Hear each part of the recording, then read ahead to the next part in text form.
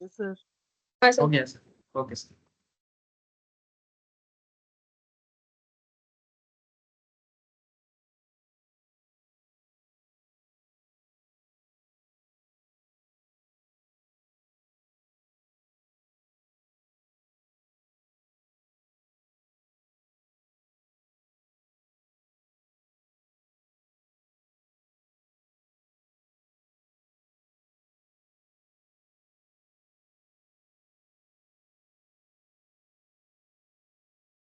ठीक है सर, चलो स्टार्ट करते हैं। Good evening to all of you again. अच्छा, तो बेसिकली फाइनेंस का क्लास है और हम लोग फाइनेंस में कैश मैनेजमेंट पढ़ रहे हैं। कैश मैनेजमेंट में हम लोग ऑलरेडी दो इम्पोर्टेंट मॉडल पढ़े हैं। और कैश मैनेजमेंट में इम्पोर्टेंट मॉडल में दो मॉडल किसके ऊपर पढ़े हैं सर? फॉर्मल और और अकेला नहीं है, मिलर है। मिलर एंड और, ये मिलर बंदा अलग है और अलग है, दो दोस्त होगा, ठीक है। और बाउमल एक बंदा है। ठीक है सर, हम लोग बाउमन मॉडल में भी बात किए हैं, उसके ऊपर भी क्वेश्चन किए हैं और के ऊपर भी क्वेश्चन किए, दो होमवर्क भी था। मैं एक बार आंसर मैच करा लेता हूँ, सिखाने का और कुछ है नहीं उसमें। जो फॉर्मूला सही डाला होगा उसका आंसर निकला होगा। होमवर्क था, किए हो सर? ওই মিলার ওরটা তো ছিলিস, ওটা করেছিস? হোমওয়ার্কটাই ওই দিনকে হয়ে গেছে।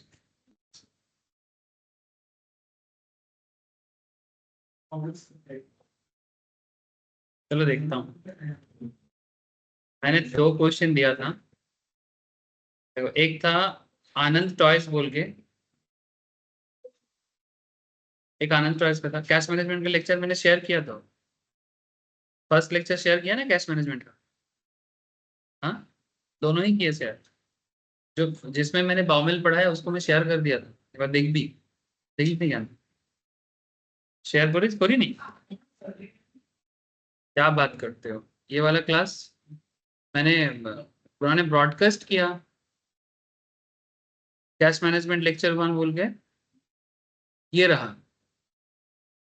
देखो मैं फिर से करूंगा तो आप लोग बोलोगे ऐसे, तो मैं दिखा नहीं सकता क्योंकि मेरा ब्रॉडकास्ट किया हुआ है, बट फिर भी ठीक है, कोई बात नहीं। देखो ये देखो, मैंने सबको ऐसे लिंक में किया, दिस वन। देखो तो दिखाई दे रहा है कि नहीं? दिया है ना? इसमें कैश मैनेजमेंट का फर्स्ट लेक्चर है जिसमें मैंने बॉमेल को पूरा समझाया था। प्लीज एक बार गो थ्रू करके, मैंने बोला था बॉमेल को सॉल्व करने के लिए। नहीं समझ में जिसको, इवन पोतो बोला था बॉमेल में इशू है, मैं बोला था एक बार क्लास देखो, अगर फिर भी डाउट है तो मैं समझा दूँ। ठीक है, आपको भी मैं बोल रहा हूँ सर, आप तो किए नहीं थे, किए थे? होमवर्क कौन करेगा? सर अभी तो ट्रैक में आए हैं, थोड़ा समय दो। एक था ये वाला क्वेश्चन था, और एक साक्य लिमिटेड बोल के एक था, ये था आपका मेलर एंड और मॉडल पे। ये क्लास में बन गया था। ठीक है, तब तो अच्छा है सर। बामेल का देख के मैंने बोला था बामेल को करने के लिए। ठीक है, किसी ने ट्राई किया है? लास्ट दिन मुझे सैनन ने बोला था, उसका आंसर मुझे मैच हो गया था। और किसी ने, आपने किया? बामेल वाला आनंद चॉइस का, आनंद चॉइस का आंसर कितना बोला था सैनन आपको? सैनन का भी आंसर मैच किया था। कितना बोल? 4582 6, हाँ सही है। पॉइंट फ्रैक्शन में था कुछ, उसको तुमने राउंड ऑफ कर दिया।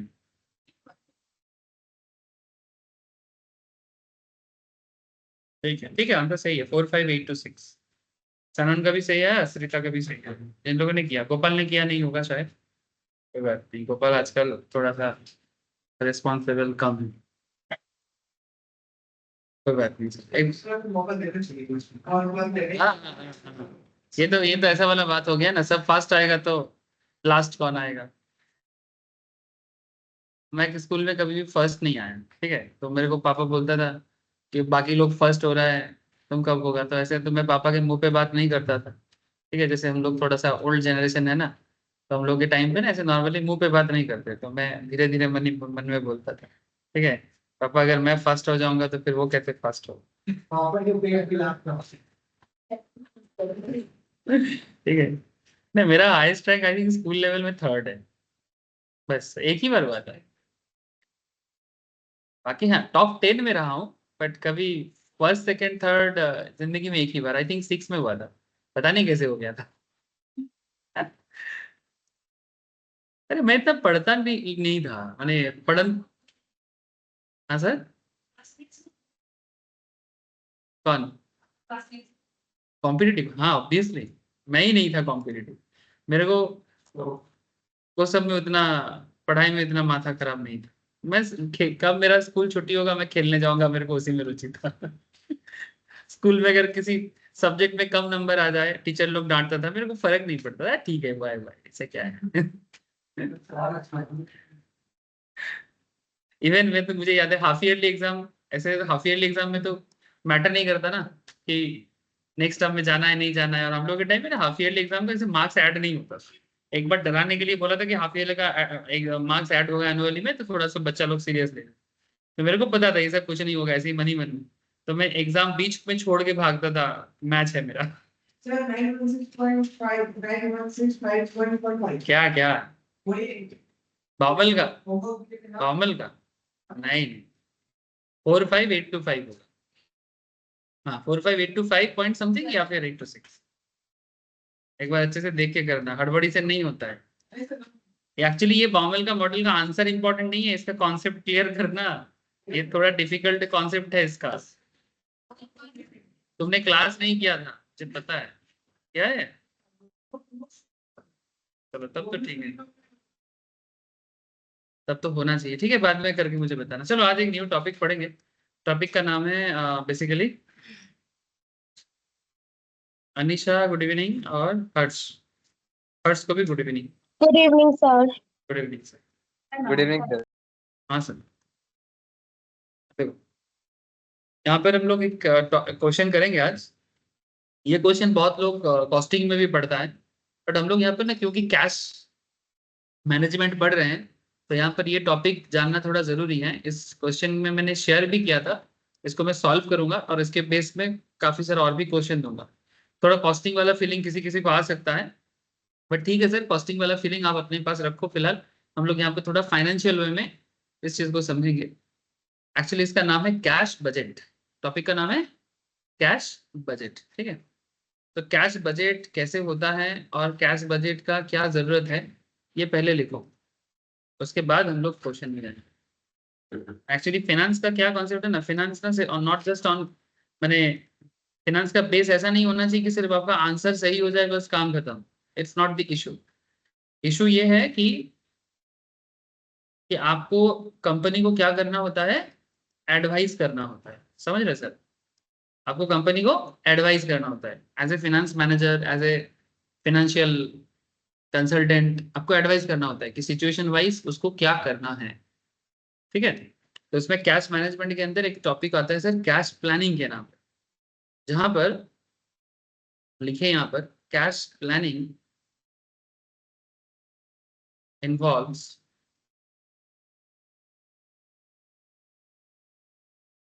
Preparation of a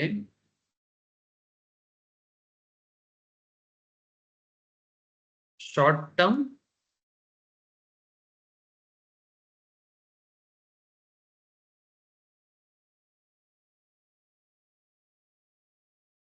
preparation of A short term cash budget, short term cash budget by the receipts and payments methods, by the receipts and payment methods। समझाऊंगा सर, पहले लिखते रहो, लिखते लिखते समझाता हूँ। टिपिकल आइटम्स क्या होता है इसमें,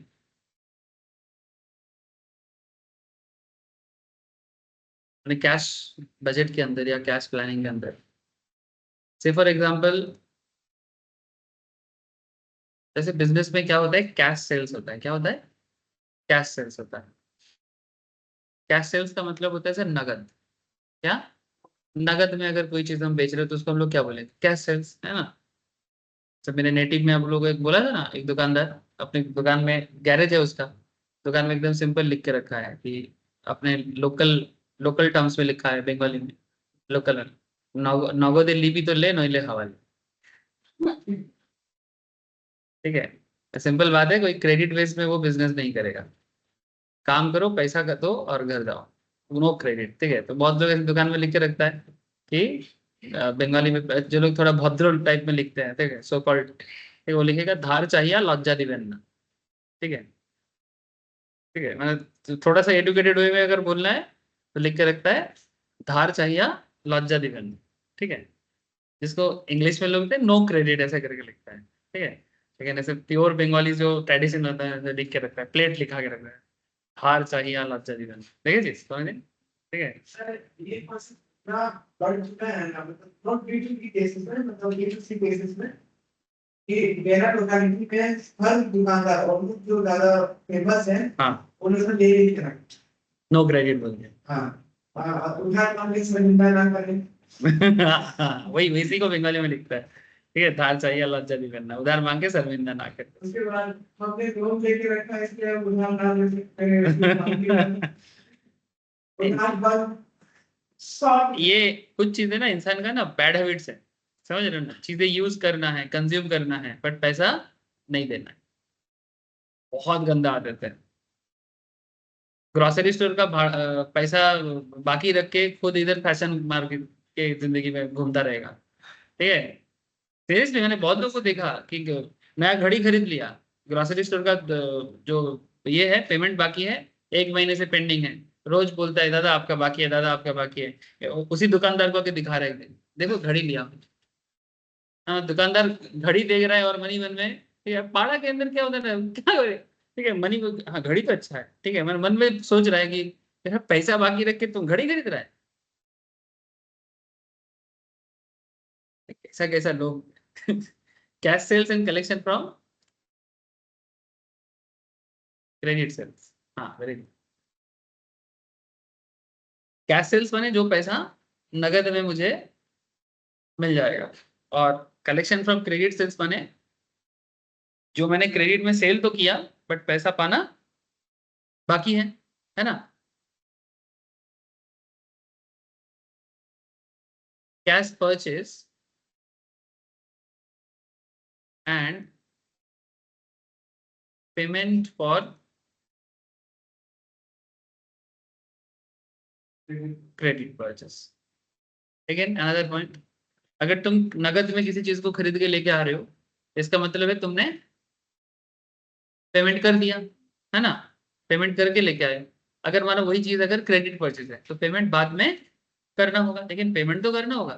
बेसिकली ये जो कैश प्लानिंग है, आपको ये चीजें जानना होता है कि कहाँ कहाँ से कैश का सोर्स आपके पास आता है और कहाँ कहाँ आपका पैसा जाता है। ठीक है, ऐसे आप लोग एक चीज करेंटली मैम के पास कर रहे हो, जैसे कैश फ्लो स्टेटमेंट, है ना, ये भी फाइनेंस का ही एक बहुत इंपॉर्टेंट टॉपिक है कि यहाँ से, और इसको तो फाइनेंशियल स्टेटमेंट का पार्ट भी है। ठीक है, ये जो हम लोग अभी पढ़ रहे हैं ये मैनेजमेंट का पार्ट है, और वो जो कैश फ्लो है वो फाइनेंस का पार्ट है, मैंने सॉरी मैंने फाइनेंशियल स्टेटमेंट का पार्ट है, मैंने फाइनेंस ये भी है फाइनेंस वो भी है। यहाँ पर हम लोग ये सीख रहे हैं कि कैश को बजट कैसे बनाए, हम लोग कैश को यहाँ पर मैनेजमेंट करना सीख रहे हैं। ठीक है, जैसे बाउमेल अपना एक तरीका बताया, इसने मिलर ने एक तरीका बताया, और ने बताया, यहाँ पर हम लोग एक कॉमन तरीका देख रहे हैं कि जिसको हम लोग कैश बजट बोलते हैं, कि कैसे कैश का बजट रेडी करना है। ठीक है, मैंने एक बजटेड कॉन्सेप्ट है कि एक्चुअल कॉन्सेप्ट करने से पहले बजटेड कॉन्सेप्ट को देखा जाता है। और कैश फ्लो स्टेटमेंट जो होता है वो एक स्टेटमेंट है, उसमें बिजनेस कहाँ से क्या आ रहा है और कहाँ से क्या जा रहा है, उसका अलग अलग, उसमें इन्वेस्टमेंट का एरिया अलग होता है, ऑपरेशंस का एरिया अलग होता है, फाइनेंस का एरिया अलग होता है, वो तीनों सोर्स को आइडेंटिफाई करके उसको किया जाता है। ठीक है, তুই করতে পারিস, কিন্তু যেহেতু তোর অ্যাকাউন্টস এর বেসটা নেই বলে আমি তোকে এখনো বারণ করছি।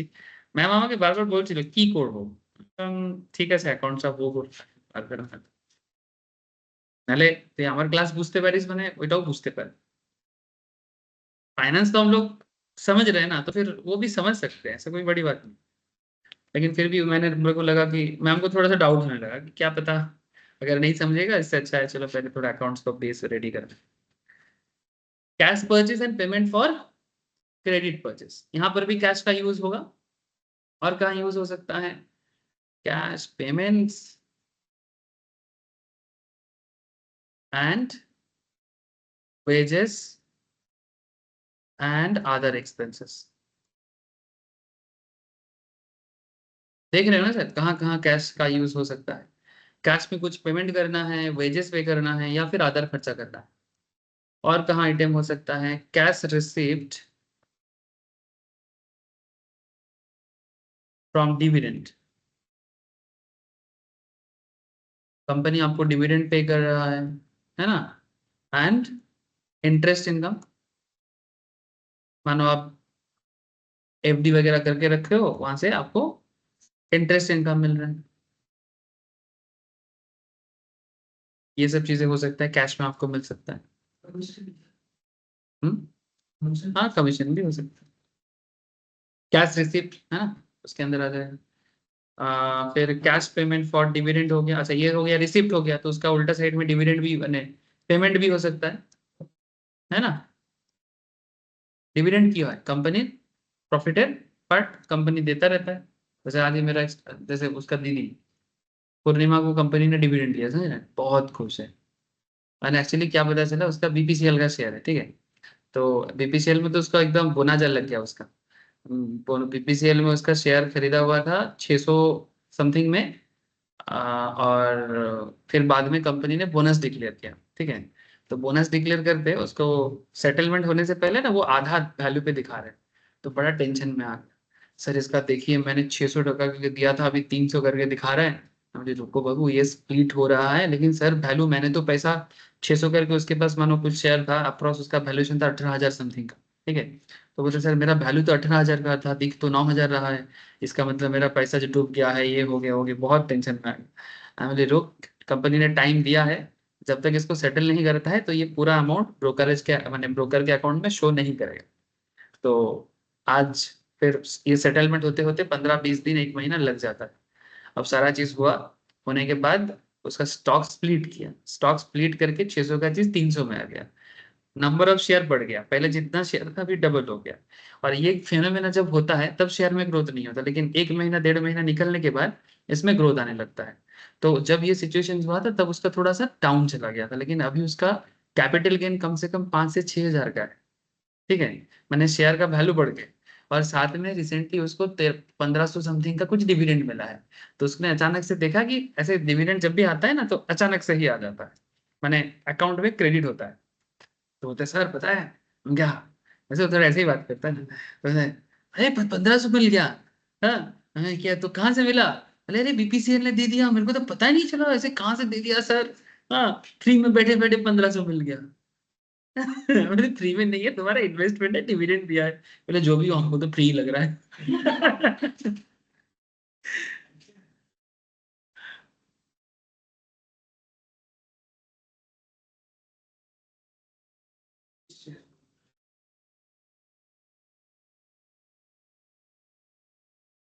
1,500 तो उसका डिविडेंड है, बाकी कैपिटल गेन तो उसका ऑलरेडी 5,000 6,000 का ऑलमोस्ट है। मतलब उसका जितना इन्वेस्टमेंट है उसके ऊपर ऑलरेडी 5,000 का गेन है उसका, ऊपर से एक्स्ट्रा शेयर मिल गया है। Lottery lottery.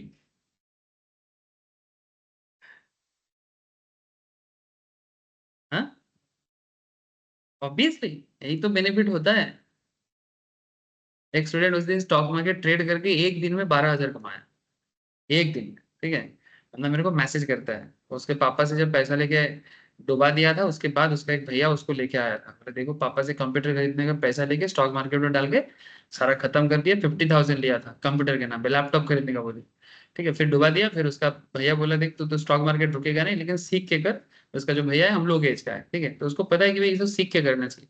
तो ढूंढते ढूंढते वो मेरे पास आया, उसका घर यहाँ से बांग्लादेश बॉर्डर में, कोनगा बोल की डिस्ट्रिक्ट जगह है, ठीक है। इसी डिस्ट्रिक्ट के अंदर आता है, एकदम लास्ट में है, उसके बाद बांग्लादेश आता है। वहां से उसको लेके आया था, ठीक है। तो फिर वो रेगुलर अभी 5-6 महीना पढ़ा है, पढ़ने के बाद इतना दिन मैं एक चीज बोला था कि जब तक तुम सीख नहीं जाते हो ट्रेड मत करना। तो सीखा, फिर कल मेरे को मैसेज किया एक कि this is only for you sir, ठीक है, ऐसे करके। मैं चलो अच्छा बात है, मेरे लिए होगा लेकिन आपका हुआ है ना। तो मैसेज मैसेज करते एक दिन में ट्रेड किया, 11,000 टका एक दिन में कमाया। और ऐसे दिन में कमाया जिस दिन में लोग मार्केट में हाथ लगाने से डरता है। वो थर्सडे एक्सपायरी एक कॉन्सेप्ट चलता है, तो एक्सपायरी डे पे नॉर्मली मार्केट बहुत वोलेटाइल होता है, मैंने 1 मिनट में शेयर धड़ाम करके बढ़ता है, धड़ाम करके गिरता है। मैंने अब अभी देखोगे प्रॉफिट है, 2 मिनट में देखोगे लॉस है। इतना वोलेटाइल डे में कमाने के लिए नॉलेज बहुत चाहिए और स्टेबिलिटी चाहिए, और वो भरोसा चाहिए नॉलेज पे कि जो मैं सोच रहा हूँ वो होगा। ठीक है, ऐसे 10,000 नहीं हो सकता, 500-600 हो सकता है। 10,000 कमाने के लिए बंदे को वेट करना पड़ता है। वेट माने पैसा लगा के बैठे बैठे देख रहा है कि जो मैं सोच रहा हूँ एग्जैक्टली वही हो। और उसके लिए मानो वो सुबह 10 बजे अगर पैसा को लगाते हैं तो शाम को 3 साढ़े 3 बजते बजते वो फिनोमेना घटना घटेगा। और ये घटना घटेगा, ये फीलिंग आने के लिए या फिर ये सेंस डेवलप करने के लिए बंदे को पढ़ाई चाहिए, जो उसने 7-8 महीने से किया है, उसका फल उसको भी मिला है। समय लगता है। लोग क्या करता है ना, एकदम एक दिन में 3 मार देगा, ऐसा नहीं होता। एक चीज है, जो सुनेगा उसका होगा, जो सुनेगा नहीं और बस अपना दिमाग लगाएगा, नहीं नहीं आगे नहीं हो रहा है। पेशेंस बहुत बड़ी चीज है। इसको बोलते हैं हम लोग एजुकेशन के भाषा में बोलते हैं कि टैलेंट से ज्यादा ओबीडियंट होना ज्यादा जरूरी है। आप कितना टैलेंटेड हो मायने नहीं रखता है, टैलेंटेड बंदा बहुत है। लादेन भी टैलेंटेड है, एपीजे अब्दुल कलाम भी टैलेंटेड है। समझ रहे कुछ? दोनों टैलेंट का डिफरेंस देख ले। एक टैलेंट ओबीडियंट का साथ है और दूसरा टैलेंट अलग ही लेवल का है, खत्म करके गया। लादेन बोलते ही दिमाग में क्या आता है, और कलाम बोल के दिमाग में क्या आता है ना?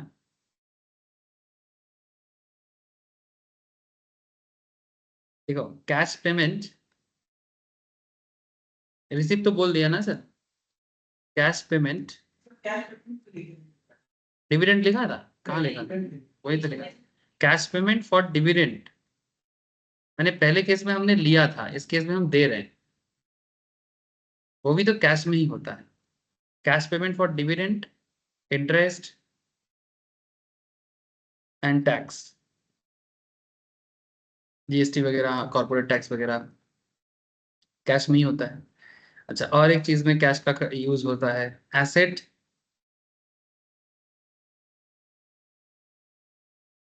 Acquisitions and disposal. इसका मतलब है कि जब तुम कोई एसेट परचेस कर रहे हो उसको बोलते हैं एक्विजिशन करना, उसमें कैश का खर्चा लगता है। और डिस्पोज करना का मतलब होता है जब तुम एसेट को स्क्रैप के हिसाब से बेच रहे हो, उस टाइम तुम्हें कुछ पैसा मिल जाता है।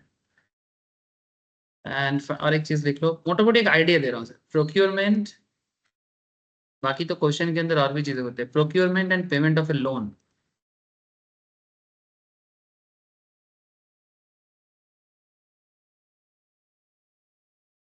Procurement and payment of A loan, माने लोन जुगाड़ करने के लिए भी कई बार कमीशन वगैरह देना पड़ता Yes. है ना? प्रोसेसिंग चार्जेस देना पड़ता है, उसको कमीशन नहीं बोलते, प्रोसेसिंग चार्ज बोलता है। तुमको बैंक लोन, होम लोन चाहिए, कार लोन चाहिए, स्पेशली ज्यादा खर्चा लोगों को होम लोन पे होता है, बिजनेस लोन पे होता है ना? कार लोन कंपेरेटिवली उतना नहीं होता, डिपेंड करता है क्या कार ले रहे हो, लेकिन एक प्रोसेसिंग चार्जेस वगैरह वो लोग ले लेता है। तो procurement and payment of A loan, ये दोनों चीज में आपका क्या होता है, कैश का खर्चा होता है। कैश आता भी है और कैश जाता भी है, प्रोसेसिंग का भी अलग से लग जाता है। तो मोटा मोटी मेरा कहने का मतलब इतना था कि ये जो कॉन्सेप्ट मैंने आपको दिखाया, बेसिकली कैश बजट कहाँ कहाँ मैंने कनेक्ट करता है, कौन से जगह में आपका कैश का कॉन्सेप्ट जरूरत होता है। अब इसका एक बेसिक फॉर्मेट होता है, तो पहले आपको मैं एक बेसिक फॉर्मेट दिखा रहा हूँ। बेसिक फॉर्मेट कुछ ऐसा है सर, एक पर्टिकुलर्स होता है,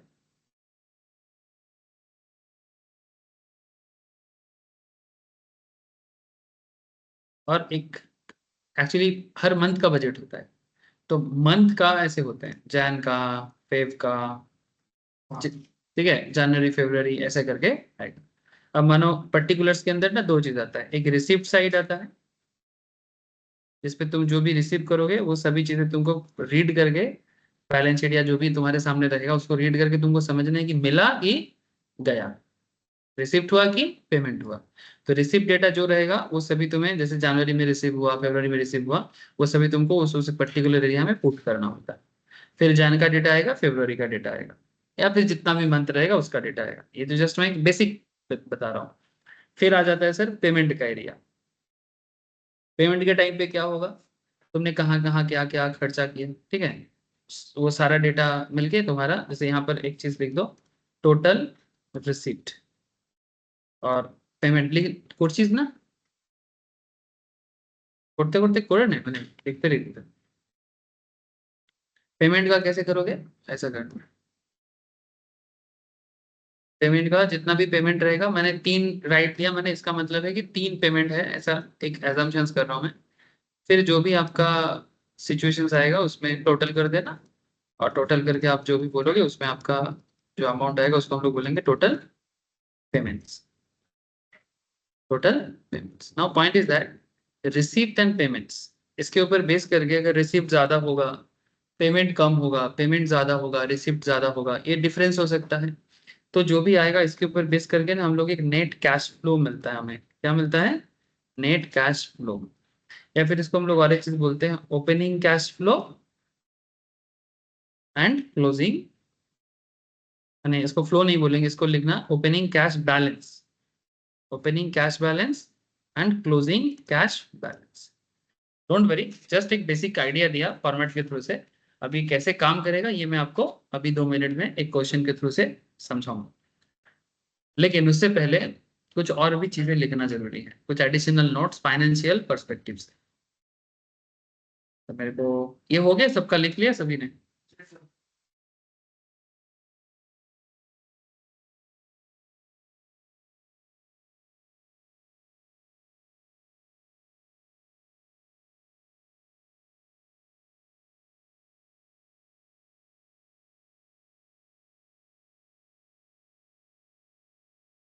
एक काम करो, एक नोट लिखो, इसी में कुछ इंपॉर्टेंट चीजें बताएंगे जो कैश बजट के लिए जरूरी चीजें हैं, यही स्पेशल है फाइनेंस में और कुछ नहीं।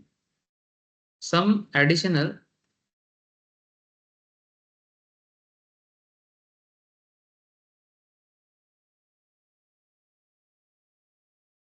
Features may be present,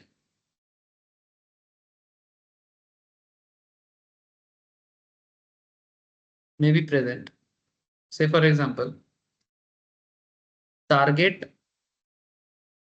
cash balance. हम लोगों ने मिलर एंड ओर मॉडल में देखा था सर कि अगर मेरा टारगेट बैलेंस से नीचे आ जाएगा तो हमें कुछ सिक्योरिटी सेल करना पड़ रहा है, अगर ज्यादा हो जाएगा तो बाई करना है ना, ऐसे चीजें देखे थे वहां पर। तो यहाँ पर भी कैश बजट के अंदर भी सेम काइंड ऑफ चीजें देखना पड़ता है। टारगेट कैश बैलेंस माने हर बिजनेस ने एक टारगेट कैश बैलेंस रखने का कोशिश ऑलवेज करता है, ठीक है, जितना उसको रिक्वायरमेंट होता है, ठीक है, उस हिसाब से। मैं आप लोगों को कैश मैनेजमेंट में ये भी सीखा, जरूरत से ज्यादा कैश भी प्रॉब्लम करता है, हमें क्या करना पड़ता है, ऑप्टिमम, ठीक है। ज्यादा कैश में वो उस मॉडल में उसके बारे में बोला गया है बाउमेल मॉडल में, ज्यादा हो जाने से फिर कैरिंग कॉस्ट ज्यादा बढ़ जाता है। कैरिंग कॉस्ट माने कन्वर्जन कॉस्ट इस केस में, है ना, रॉ मटेरियल में उसको कैरिंग कॉस्ट बोलते हैं, कैश के केस में उसको बोलते हैं कन्वर्जन कॉस्ट। अगर कन्वर्जन कॉस्ट ज्यादा हो जाएगा तो फालतू में खर्चा पड़ जा रहा है ना। तो आप जितना मिनिमम कॉस्ट में अपना कैश को मैनेज कर पाओगे वो बढ़िया होता है। तो target cash balance we have to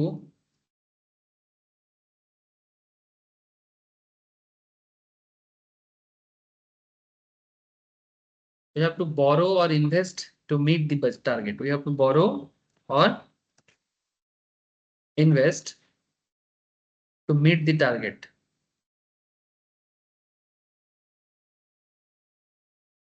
वही बात जो हम लोग पहले भी पढ़े थे, सेम काइंड ऑफ चीज बोल रहे हैं।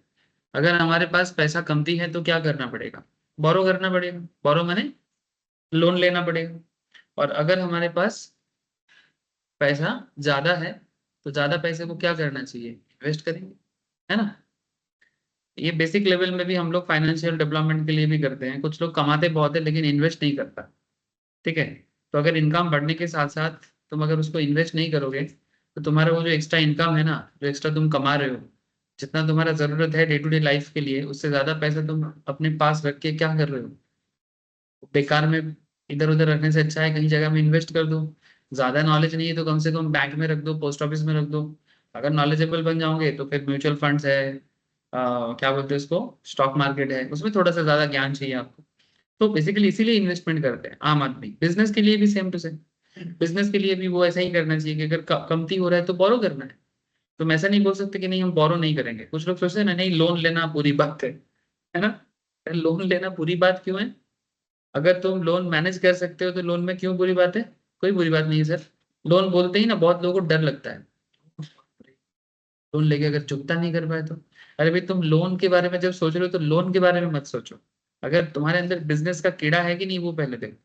तुमको बिजनेस करना आता है कि नहीं वो पहले देखो। तुम लोन के बारे में क्यों सोच रहे हो? एक्चुअली उनको लोन लेना भी नहीं चाहिए जिसको बिजनेस करना नहीं आता है।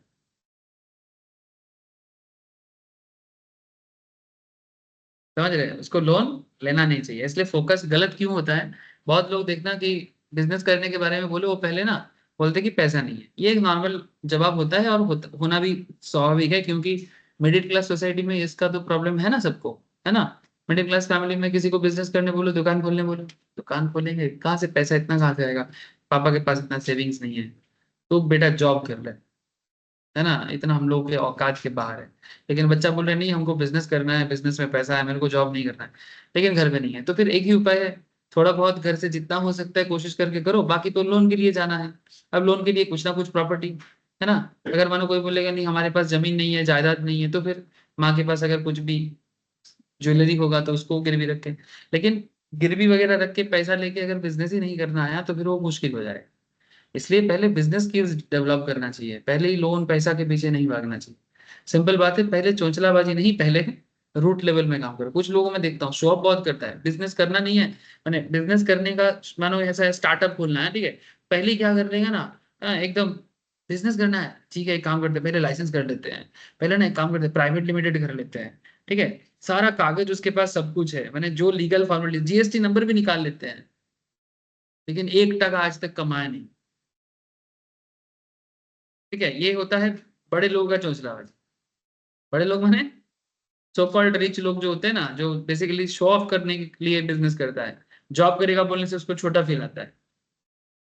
बड़े बाप का बेटा लोग ये बोलेगा कि मेरा मैं नौकरी करता हूँ तो उसको छोटा फीलिंग आएगा। मिडिल क्लास फैमिली बिजनेस करने का बोलेगा, वो बोलेगा औकात के बाहर का बात कर रहा है। अलग अलग सोसाइटी में अलग अलग सोच विचार चलता है। समझ में आ रहा है? तो पॉइंट इज दैट कि लेकिन इतना नहीं सोचना है। बिजनेस का बेसिक रूल्स है, नहीं है तो बोरो के लिए जाना पड़ेगा। सर अगर अब कोई बोलेगा सर बैंक अगर लोन नहीं देगा तो, अरे भाई एक बैंक नहीं देगा दूसरा कोई देगा। आजकल तो एनबीएफसी भी आ चुका है। हम लोग तो फिर भी मिडिल क्लास सोसाइटी में फिर भी लोगों के पास घर है, खाना पीना है। जो लोअर मिडिल क्लास या गरीब सोसाइटी से है वो लोगों को कभी देखे हो? गांव साइड में कभी देखे हो? गांव का फाइनेंस को कभी सोचे हो कैसे चलता है? इसके लिए माइक्रो फाइनेंस कंपनी होता है। ये जितना भी माइक्रो फाइनेंस कंपनी का नाम आप लोग सुने हो, उज्जीवन फाइनेंस, ठीक है, फिर क्या नाम है और बोलो, एयू फाइनेंस, नहीं है? नहीं सुना नाम ये सब? बंधन माइक्रो फाइनेंस, ये सब कंपनी गांव साइड में कैसे चलाते हैं जानते हो? गांव में जो लोग औरत लोग होते हैं ना, जैसे मानो कि वहां पर एग्रीकल्चर का काम चलता है, या फिर एग्रीकल्चर अगर अच्छा अच्छा नहीं है तो एनिमल हस्बेंड्री चलता है। वो इवन गवर्नमेंट की तरफ से भी, स्टेट गवर्नमेंट की तरफ से भी क्या करते हैं ना, गांव के लोगों को ना एनिमल को घर पे रखने के लिए उसका अंडा, या अंडा नहीं, बच्चा बना के उसका, छोटे छोटे चिक्स बोलते हैं उसको, मुर्गी का, ठीक है, चिकन का चिक्स देते हैं। तो वो पूरा सरकार की तरफ से उसको ऐसे ही फ्री में देते हैं, या फिर मिनिमम एक सपोर्ट प्राइस में देता है। फिर उसको घर में बड़ा करना है, फिर उसका अंडा भी होता है, और फिर उसको बड़ा करके फिर मार्केट में वो सेल करते हैं। ठीक है, तो इस तरह से गांव का इकोनॉमी चलता है। और ये मानो कि ये लोग अगर एक बड़ा लेवल में इसको करना चाहेगा तो एक कम से कम गांव का 5 महिला एक हो जाएगा। फिर बैंक बोलेगा कि ठीक है तुम लोगों में 50,000 तक का लोन सपोर्ट करूंगा, या 1 लाख तक का सपोर्ट करूंगा। तो 1 लाख का लोन बैंक देगा, फिर सभी महिला उसका एक क्या बनेगा, एक उसको बोलते हैं सेल्फ हेल्प ग्रुप, मैंने एक दूसरे का हेल्प करे। ठीक है, फिर इसके एसएचजी भी बोलते हैं। फिर इस तरह से बैंक उसको फाइनेंस करेगा। फिर मानो बैंक बोलते हैं कि 1 लाख देंगे तो फिर तुमको 15,000 वापस करना पड़ेगा। ठीक है, तो 1 लाख पे 15,000 मैंने 15% होता है। ये 15% वापस भी करता है। मजा का बात यही है। फिर वो वापस करेगा तो फिर नेक्स्ट बार 1 लाख से ज्यादा लोन मिलेगा। इस तरह से गांव में महिला लोग इकोनॉमी को क्या डेवलप कर रहा है, समझ रहे सर? नॉर्थ ईस्ट में जाओ, नॉर्थ ईस्ट में तो अगर मणिपुर कभी जाते हो, मेरे को मेरे बात से नहीं होगा, आप इन पतों ही को पूछ लेना कि नॉर्थ ईस्ट में महिला लोग कितना स्ट्रांग है। मणिपुर में तो बहुत ही स्ट्रांग है। वहां पर जो हैंडक्राफ्टेड प्रोडक्ट है, इवन मणिपुर में एक मार्केट है, ठीक है, उस मार्केट को पूरा महिला लोग चलाते हैं। तुम जानते होंगे मार्केट का नाम क्या है, एक नाम है उसका, ठीक है। शिलोंग में भी है। पूरा नॉर्थ ईस्ट में ये कॉन्सेप्ट चलता है, ये हम लोग अपने एरिया में ऐसा दिखता नहीं है, पूरा मार्केट ही महिला चलाते हैं। तुम जिस भी दुकानदार के पास जाओगे सब महिला है, पुरुष तुमको दिखेगा ही नहीं उसमें। वुमेन एम्पावरमेंट का बात करते हैं, नॉर्थ ईस्ट जाके देख के आओ क्या होता है वुमेन एम्पावरमेंट। हम लोग का मेनलैंड इंडिया का जो लोग है ना, ये सब लोग हैं मैंने महिला के लोग केस में हम लोग सोचते हैं महिला बाहर नहीं जाएगा, ये नहीं जाएगा। नॉर्थ ईस्ट पे सोच समझना चाहिए लोगों को। ये जो कल्चरल जो डिफरेंसेस बना है due to any reason, change होना चाहिए। क्या हम लोग यहाँ पर महिला को दबाते रहते हैं, वहां पर देखो ऐसा कुछ भी नहीं है।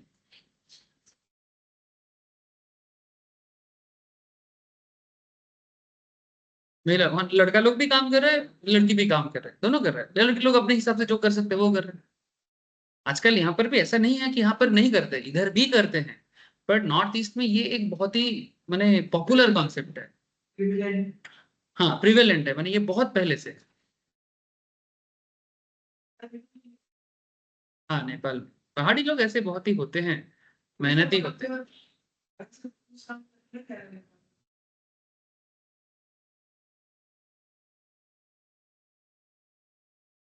हाँ, पढ़ाया जाता है नेपाली बारे में, तो वहाँ पर अगर पुरुष लोग काम करें तो पत्थर उतना हटाने में जो भी होता है वहाँ पर तो काम कम पड़ जाएगा। मतलब जो इफेक्टिवनेस होता है काम करने का वो कम हो जाएगा, इसलिए लेडीज लोग नहीं करती हैं। हाँ जैसे चाय के बागान में नॉर्थ ईस्ट में तुम लोग होता है सिलीगुड़ी में, ठीक है, दार्जिलिंग में। वहां तो चाय के बागान में सारा काम, असम में और दार्जिलिंग में सारा चाय बागान का काम लड़की करते हैं। इवन बच्चा होता है छोटा सा बच्चा, उसको उसको ऐसे ऐसे ऐसे करके बांध लेता है, ऐसे करके बांध में वो काम कर रहे हैं। हमारे यहाँ पे लोग सोच भी नहीं सकते। चाय का बगान दार्जिलिंग के बारे में तो फोटो दिखाएगा ना, उसमें सारा गर्ल्स के लिए आएगा। हाँ वही तो, फोटो ही क्यों देख रहे हो, तुम कब घूम के आना। मैं तो जाके देख के आया ना, वही बता रहा हूँ। हाँ सर, दार्जिलिंग हिमालयन रेल्स है। ये इनका घर जहाँ है सिलीगुड़ी, सिलीगुड़ी से चलता है, ठीक है।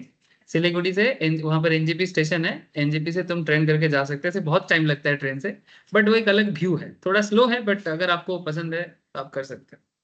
उसको दार्जिलिंग हिमालयन रेल बोलते हैं, यस। ठीक है। अच्छा लगता है, हाँ अच्छा लगता है। चलो छोड़ो, अब मैं घूमने वाला बात मत करो, मैं फाइनेंस का बात कर रहा हूँ। ठीक है, घूमने के बोलोगे मैं पूरा भारत घूम लूंगा अभी। ऐसे मेरा आदत है थोड़ा ये सब चीजें। देखो, तो फिर कॉन्सेप्ट इज वेरी सिंपल कि कैश नहीं रहने से सिंपल बात है बोरो करना है, और अगर ज्यादा है तो फिर इन्वेस्ट करना है। यही सोसाइटी का बेसिक कॉन्सेप्ट है। इसके लिए कोई आपको माने कोई स्पेशल नॉलेज का भी जरूरत नहीं है, कोई भी समझ सकता है। हम लोग यहाँ पर ऐसे थोड़ा सा सो कॉल्ड कॉर्पोरेट भाषा यूज करते हैं, बट जो लोग करते हैं इसको एक्चुअली प्रैक्टिकली करते हैं, है ना। हम लोग बस ऐसे कुछ भाषा यूज करके ऐसे सोचते हैं कि जैसे कुछ खास कर रहे हैं, कुछ खास नहीं कर रहे सर। खास तो वो लोग कर रहे हैं जो एक्चुअल में इस चीज को इम्प्लीमेंट कर रहे हैं। मेरा जिंदगी का सिंपल रूल्स है सर, जो किताब में है वो किताब कुछ नहीं है। जब तक किताब का बात वास्तव में ना हो वो पढ़ाई का कोई मतलब नहीं। तुम्हारे पास हजारों डिग्री हो सकता है, पर वो डिग्री से अगर तुम अपना पेट नहीं पाल सकते, अपना फैमिली नहीं चला सकते, सरकार को दिन दिन दो रोज बैठे बैठे गाली दोगे, तो इतना डिग्री का इतना नॉलेज का कोई मतलब नहीं। सिंपल है ना। गलत बोलता हूँ। तो मेरे को देश का कोई सीएम बनाता है ना या पीएम बनाता है, मेरा एक ही काम रहेगा। सीरियसली, अगर मुझे एक दिन के लिए भी चीफ मिनिस्टर या प्राइम मिनिस्टर ऐसा कोई बनाएगा नहीं, मुझे बताया है, ठीक है। पता नहीं जिंदगी कहाँ किसको लेके जाता है, हो भी सकता है, ठीक है। ठीक है, अगर कभी मुझे ऐसे कभी कभी सोचता हूँ अगर मैं एक दिन के लिए सीएम, या एक दिन क्यों, अगर एक साल में मेरे को टाइम मिले, मैं सबसे पहले ना एक ही चीज करूंगा कि हर किसी को ये चीज समझाऊंगा भी नौकरी वोकरी कुछ नहीं होता, कुछ चीजें सीखो, उसके बेसिस में काम मिलेगा। नौकरी भी होगा लेकिन स्किल डेवलपमेंट करो, वहीं पे मैं पूरा पूरा एजुकेशन सिस्टम में फोकस करूँ। मेरा यही मेन काम रहेगा, उसी उसके लिए जो करना है मैं करूंगा।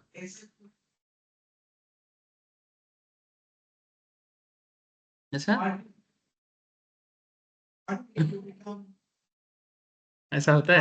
हाँ हाँ हाँ, ठीक है। नहीं, मैं तो ऐसे के हिसाब से नहीं बोल रहा हूँ, रियल लाइफ सिचुएशंस को देखते हुए मैं सोचता हूँ कि अगर मुझे कोई एक दिन का पीएम या एक साल में अगर मैं पीएम या सीएम बनूं, तो मेरा मेन फोकस रहेगा देश में सभी लोगों को प्रॉपरली एडुकेटेड बनना है। सो कॉल्ड डिग्री डिग्री देंगे ही नहीं, कोई डिग्री नहीं है, कोई डिग्री नहीं, कुछ सर्टिफिकेट नहीं देंगे। क्या करेगा सर्टिफिकेट का? कोई डिग्री नहीं, कोई सर्टिफिकेट नहीं। मैंने एक्चुअली होगा सर्टिफिकेट, डिग्री होगा, बट वो मेन चीज नहीं, काम आता है, सिंपल। उसके बाद वो सर्टिफिकेट डिग्री तब दिया जाएगा। मैंने सिर्फ पास कर गए सर्टिफिकेट दे दो, गले में लटकाएंगे, ठीक है, फिर बोलेंगे ये मैं एमए पास हूँ, एमबीए पास हूँ, मेरे पास नौकरी नहीं है। अरे भाई नौकरी नहीं है, कुछ करो, कुछ सॉल्व करो, कोशिश करो, कुछ इन्वेंट करो, अगर इतना डिग्री है तो। Try to understand. पाकिस्तान का हालत देख रहे हो दिन ब दिन क्या हो रहा है। बांग्लादेश से हार गया, बांग्लादेश से हार गया, 2 टेस्ट मैच हरा दिया बांग्लादेश ने पाकिस्तान को। क्या हालत है। इकोनॉमी जब डूबता है ना, तो क्रिकेट भी डूब जाता है। समझ रहे इकोनॉमी क्या चीज है। मजाक नहीं कर रहा, क्रिकेट का बात नहीं कर रहा हूं मैं। पाकिस्तान बहुत स्ट्रांग टीम है, बांग्लादेश क्या चीज है, लेकिन बांग्लादेश पाकिस्तान को हरा रहा है, वो भी लगातार 2 बार टेस्ट मैच में। T20 में समझ आता है, एक आध केस में। टेस्ट मैच हराना कोई मामूली बात नहीं है। जब मतलब ये क्यों हो रहा है, इकोनॉमी डाउन जा रहा है। जब इकोनॉमी डाउन जाता है ना, सब कॉन्फिडेंस बेकार हो जाता है, सब। और इंडिया डे बाई डेवलप क्यों हो रहा है, क्योंकि इंडिया का इकोनॉमी डेवलप हो रहा है, सब अच्छा जा रहा है और अच्छा जाएगा। फाइनेंस बहुत इंपॉर्टेंट चीज है। चलो, तो वी हैव टू बोरो और invest in to meet the target. अब क्यों एक्चुअली आज पाकिस्तान, बांग्लादेश पाकिस्तान को हराया, आज ही उसका फाइनल डे था। लास्ट टेस्ट मैच में भी हराया था, आज फिर से था, आज भी हरा दिया। ठीक है, तो पाकिस्तान का जो पुराना क्रिकेटर्स लोग है ना, ठीक है, सब बौखला गया है। क्यों क्यों बौखला गया है? बांग्लादेश से हारा है ना, बांग्लादेश से हारा है।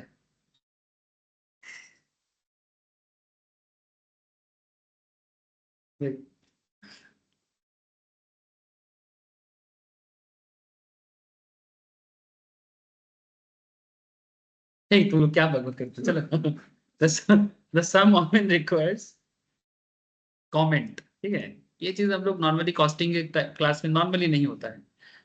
क्वेश्चन के अंदर ना तो वो कमेंट पूछता है, the sum often requires comment on the cash budget.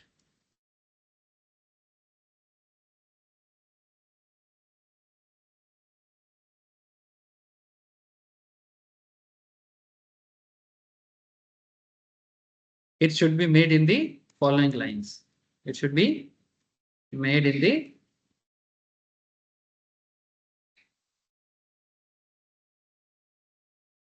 following line.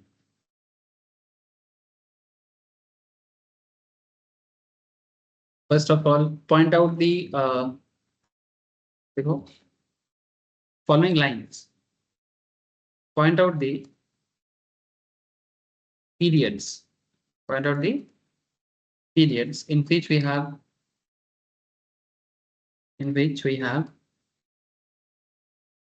cash surplus and cash deficit.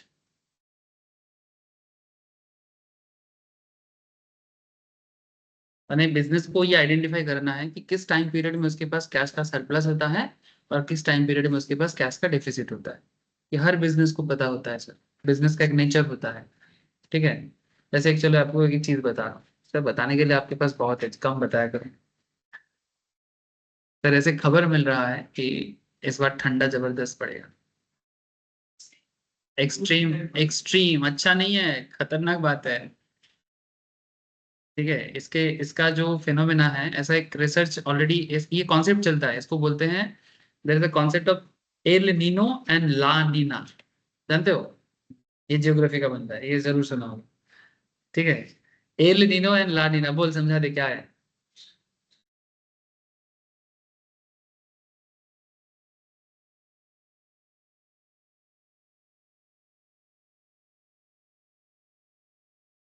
উষ্ণতা বাড়ে, সেটাকে কি বলে? এল নিনো। আর লা নিনাতে কি হয়? কমে যায়। Very good sir. Pacific ocean या अटलांटिक ओशन या फिर inter ocean, specially specific and Indian ocean, इसमें ये चीजें होता है कि ज्यादा बारिश होने पे ये देखा गया है, इसका कोई ऑथेंटिक प्रूफ अभी भी रिसर्चर को भी प्रॉपरली पता नहीं है। जिस साल ज्यादा बारिश होता है या ठीक ठाक बारिश होता है, देखा जाता है कि ओशियंस में जो, एक्चुअली ओशन क्या होता है, ओशन गर्म हवा निकालते हैं, मैंने जो उसका जो हवा होता है वो हीटेड होता है, ठीक है। और वो हीटेड हवा जब हमारे लैंड मास में आता है तो वो ठंडा हवा के साथ मैच करके बारिश करता है, सब कुछ करता है। तो ये जो अक्टूबर से मार्च तक का जो पीरियड है, इस पीरियड में नॉर्मली ओशन जो है वो कॉम्पेरेटिवली ठंडा होता है, लेकिन उसमें फिर भी एक मैंने हीट रहता है। लेकिन मान की वो हीट अगर और ज्यादा कम हो जाए, मैं उसमें अगर किसी भी तरह का हीट ना हो, तो वो पूरा ठंडा हो जाएगा। तो अगर ओशन ठंडा हो जाएगा तो इस सिनारियो को बोलते हैं ला नीना। और इस बार ऐसे सिनारियो जियोलॉजिस्ट एंड मैंने जो वेदर है रिसर्चर है वो देख पा रहे हैं। अगर ये ला नीना होता है, ये जानो, ये कोई मैं जियोग्राफी नहीं पढ़ा रहा हूँ, ये एक्चुअली एक इकोनॉमिक इवेंट है, मैंने एनवायरमेंटल इवेंट है जो इकोनॉमी को इम्पैक्ट करता है। तो अगर ये ला नीना होता है तो ठंडा बहुत ज्यादा पड़ सकता है। मैंने जो टेम्परेचर नॉर्मल, जैसे वेस्ट बंगाल का एवरेज टेम्परेचर रहता है 15-16 डिग्री इन विंटर, ये 15-16 डिग्री 10 डिग्री में जा सकता है। ये वेस्ट बंगाल जैसे स्टेट जहां पर ठंडा इतना नहीं होता है वहां पर भी, तो इसका मतलब अरुणाचल में क्या होगा, हिमालयस में क्या होगा, फील कर रहे हो सर? ठीक है, दिल्ली में क्या होगा जो एक्सट्रीम एरिया है, ठीक है, दिल्ली में क्या होगा, राजस्थान में क्या होगा। तो ये है ला नीना। जैसे इस बार हीट वेव जो हुआ था अप्रैल में, वो हुआ था एल नीनो के कारण, मैंने टू मच हीट हो गया था Pacific ocean and Indian ocean, उसको बोलते हैं एल नीनो। ये तो इम्पैक्ट जानो सर, ये बहुत इंपॉर्टेंट है, ये फ्रेंच वर्ड है, L Nino and La Neena, याद रखना सर। ठीक है, ला नीना में ठंडा होता है, एक्सट्रीम ठंडा, और एल नीनो में एक्सट्रीम गर्मी। अब मैं पॉइंट किया था, सर क्या है ज्योग्राफी क्लास लग रहा है? नहीं, ये सब चीजें जानना चाहिए। अब मानो कि इस बार अगर इकोनॉमिक एनवायरमेंटल इवेंट ऐसा होता है, तो फिर ऐसे कंपनीज का बिजनेस, ऐसा कंपनीज जो ठंडा के टाइम पे ज्यादा बिजनेस करता है, ऐसे एग्जांपल के तौर पे रूम हीटर बेचने वाले लोगों का क्या होगा, बिजनेस अच्छा चलेगा। तो या फिर जो लोग ठंडे का कपड़ा बनाता है, उनका बिजनेस में अच्छा चलेगा, है ना। तो ऐसे कंपनी का शेयर भी खरीद सकते हो, है ना। जैसे आप लोगों को मैं दिखाया था कि शायद इससे पहले क्लास किया हो, इस बार गर्मी में ठंड, एसी एसी सिम्फोनी का शेयर में क्या हुआ है, इवन ब्लू स्टार के शेयर में क्या हुआ है, ठीक है। और एक कंपनी है टाटा वोल्टस, ठीक है, टाटा वोल्टस के शेयर में क्या हुआ है, भयंकर ग्रोथ दिया है सर, भयंकर ग्रोथ। इवन मैंने क्लास में ही बोला था कि गर्मी अगर ऐसा जाएगा तो शेयर में भयंकर ग्रोथ होगा, और हुआ है। तो सिमिलरली ये इवेंट के ऊपर बिजनेस में वो चीज होता है। तो मेरा कहने का मतलब है कि हर बिजनेस को पता है कि किस सिनेरियो में उसमें कैश डिफिसिट होता है और किस सिनेरियो में उसके पास कैश का सरप्लस होता है। इस बात को खींचने के लिए एल नीनो या ला नीना बोलना जरूरी था?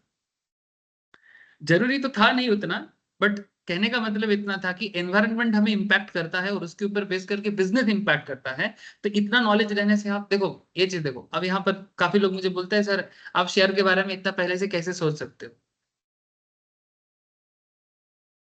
कैसे सोच पाता हूँ, ये सोचने के लिए आपको सिर्फ शेयर की नॉलेज रहने से नहीं होगा, आपको सराउंडिंग चीज, इम्पैक्ट चीज जो इकोनॉमी को इम्पैक्ट करते हैं वो भी जानना है। सब तो कैंडल देख रहा है, हम तो कैंडल के बाहर का चीज देखते हैं।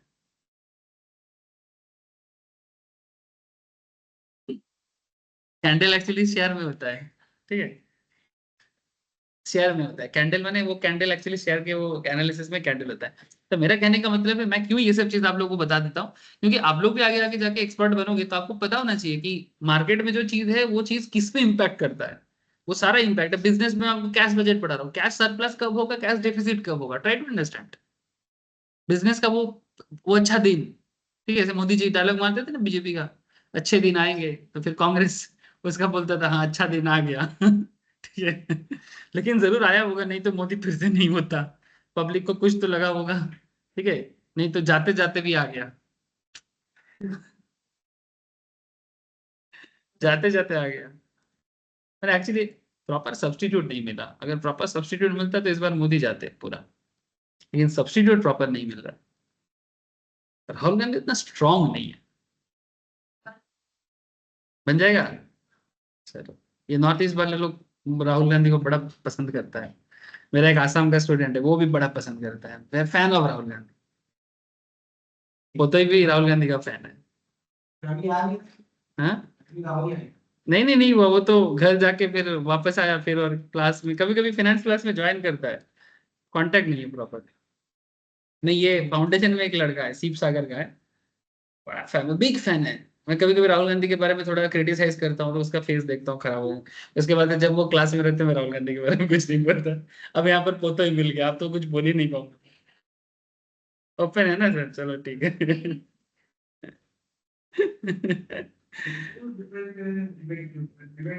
चलो नेक्स्ट, ये पॉइंट समझ में आया सर, बिजनेस को क्या करना चाहिए, डेफिसिट ऑन सरप्लस के ऊपर आइडेंटिफाई करना चाहिए। Next advice, how the deficit should be tackled, बहुत इंपॉर्टेंट पॉइंट जा रहा हूं sir. How the deficit should be tackled, ये चिंता देता है ना, डेफिसिट होने से उसको कैसे मैनेज करें, बहुत ही चिंताजनक बात हो जाता है। इसमें दो मेथड आता है सर। मेथड वन, फर्म में avail over draft facilities, firm में अवेल ओवरड्राफ्ट फैसिलिटी, ओवरड्राफ्ट समझते हो ना, बैंक से लोन लेना डिपॉजिट के ऊपर बेस करके, इसको ओवरड्राफ्ट बोलते हैं। फर्म में avail overdraft facilities. Method to,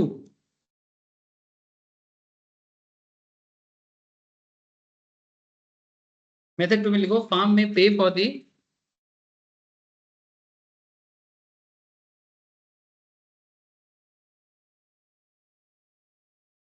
firm में pay for the plant in installment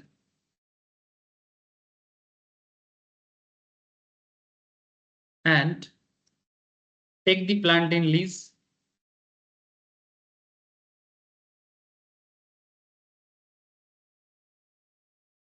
ये सब बोल के समझाना पड़ता है, इंसान को खुद रियलाइज करना चाहिए। लीज, लीज, आपके पास पैसा का कमती है, तो पैसा जब कमती होगा, ईएमआई में चीज खरीदना चाहोगे कि कैश पूरा नगद पैसे में खरीदना चाहोगे? ईएमआई में, वही तो बोल रहा है। फार्म में pay for the plant in instalment and take the plant in lease, अगर आपको फैक्ट्री खोलना है, मशीन खरीदना है, तो कैश पैसे से मत लिया करो, ईएमआई से लिया करो, इंस्टॉलमेंट में लिया करो। उसमें क्या होगा आपके, सपोज एक प्लांट खरीदने के, या प्लांट मैंने मशीनरी खरीदोगे, उसका दाम है मानो 1 करोड़ का, अब 1 करोड़ का कैश तुम्हारे पास कम थी है, डिफिसिट चल रहा है, 1 करोड़ नहीं है, तो फिर एक काम करो ना, ओवरड्राफ्ट फैसिलिटी से जो इतना आता है उसके थ्रू से धीरे धीरे 1 करोड़ को, अगर तुम्हें मानो 2 साल का इंस्टॉलमेंट मिलता है, तो 2 साल में देखा जा रहा है कि मंथली तुमको 2 लाख देना पड़ेगा, या फिर 4-5 लाख करके देना पड़ेगा। तो तुम देखो कि तुम्हारे बिजनेस कितना इनकम कर सकता है, अगर मानो 5 लाख कमा सकते हो तो 3 लाख ईएमआई भर ही सकते हो, ठीक है, वो फिजिबल है, वो हो सकता है। तो ऐसे सिनेरियो में बिजनेस थोड़ा स्लो चलेगा, बट बिजनेस होगा।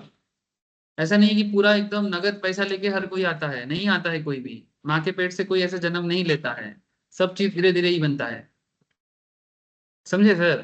लोगों को लगता है जब किसी का पैसा बन जाता है ना, तो देख के लगता है बाप रे बाप, का तो बात ही अलग है।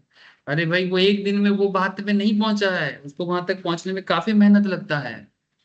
लेकिन ये कुछ गरीब लोगों का सोच होता है, ठीक है, नहीं है, मैं डायरेक्टली बोल रहा हूँ, मैंने से गरीब लोग बने, जो बेसिकली पैसा में कमती है, पर उनको लगता है जो पैसा वाला है वो एक दिन में पैसा वाला बन गया। यार यही सोच गरीब को और गरीब बना देता है, सीधा बोल रहा हूँ सर। ये गरीब सोच, इसी को गरीब सोच बोलते हैं, दूसरे का पैसा देख के जलो मत, ये सीखो कि उसने पैसा बनाया कैसे, है ना, ये समझना चाहिए। एक दिन में थोड़ी होता है, अंबानी एक दिन में अंबानी बना है, टाटा बन गया एक दिन में टाटा।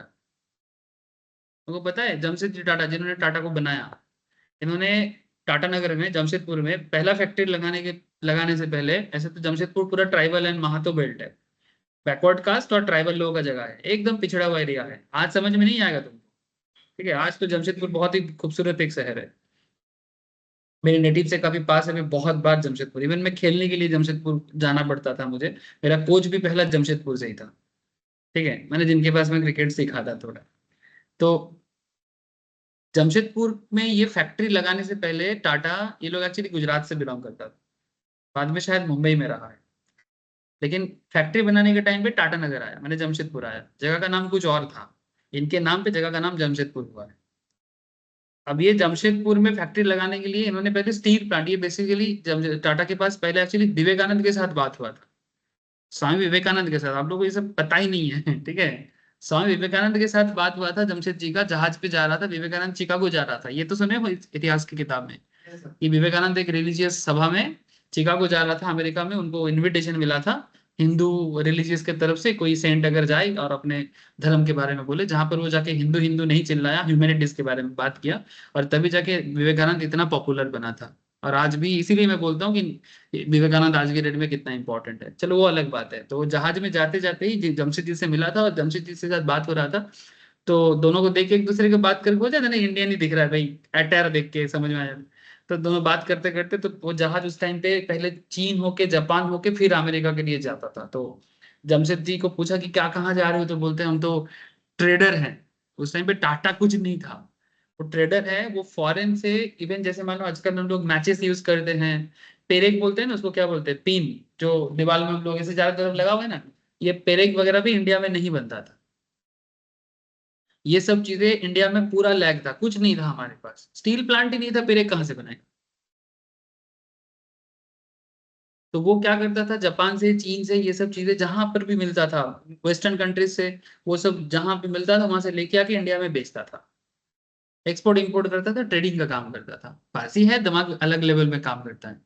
दुनिया देखा ये लोग, हम लोग की तरह नहीं है कि जहां जन्मा वहीं मरा, ठीक है, ये सीरियसली दिमाग तभी काम करता है जब तुरंत देखेगा, अपने घर से बाहर निकलेगा, घर के अंदर रह के करने से कुछ नहीं होता है, इसलिए इतना बड़ा बना है। तो उस टाइम पे विवेकानंद ने बोला कि क्या हम लोग अपने देश पे एक पिन भी नहीं बना सकते, एक देशलाई भी नहीं बना सकते। तो बोला हाँ बना तो सकते हैं, लेकिन अपॉर्चुनिटी कैसे होगा। तो विवेकानंद तो काफी ज्ञानी थे, उन्होंने बोला क्यों हमारे छत्तीसगढ़, उड़ीसा, झारखंड के छोटानागपुर का जो टेबल माउंटेन है, ठीक है, वहां पर क्या आयरन और नहीं मिलता है। जगह बता दी, जगह बता दी, जगह बता दी। तो बोला कि हाँ आयरन और तो है उधर, तो फिर बाकी आप तो जानते हो कैसे क्या होता है, वो तो बिजनेसमैन है, उसको पता है। तो फिर ये बात हुआ है 1897 में, और टाटा बना 1910 या 1911, 10-12 साल लगा।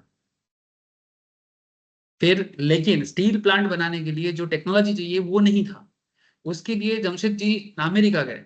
अमेरिका में कोई एक स्टील टेक्नोलॉजी के ऊपर नॉलेज रखने वाला एक इंसान से उन्होंने मिला, बोला कि हम भारत में स्टील प्लांट लगाना चाहते हैं, पर हमारे पास टेक्नोलॉजी नहीं है, क्या आप फंडिंग करोगे और क्या आप हमें हेल्प करोगे।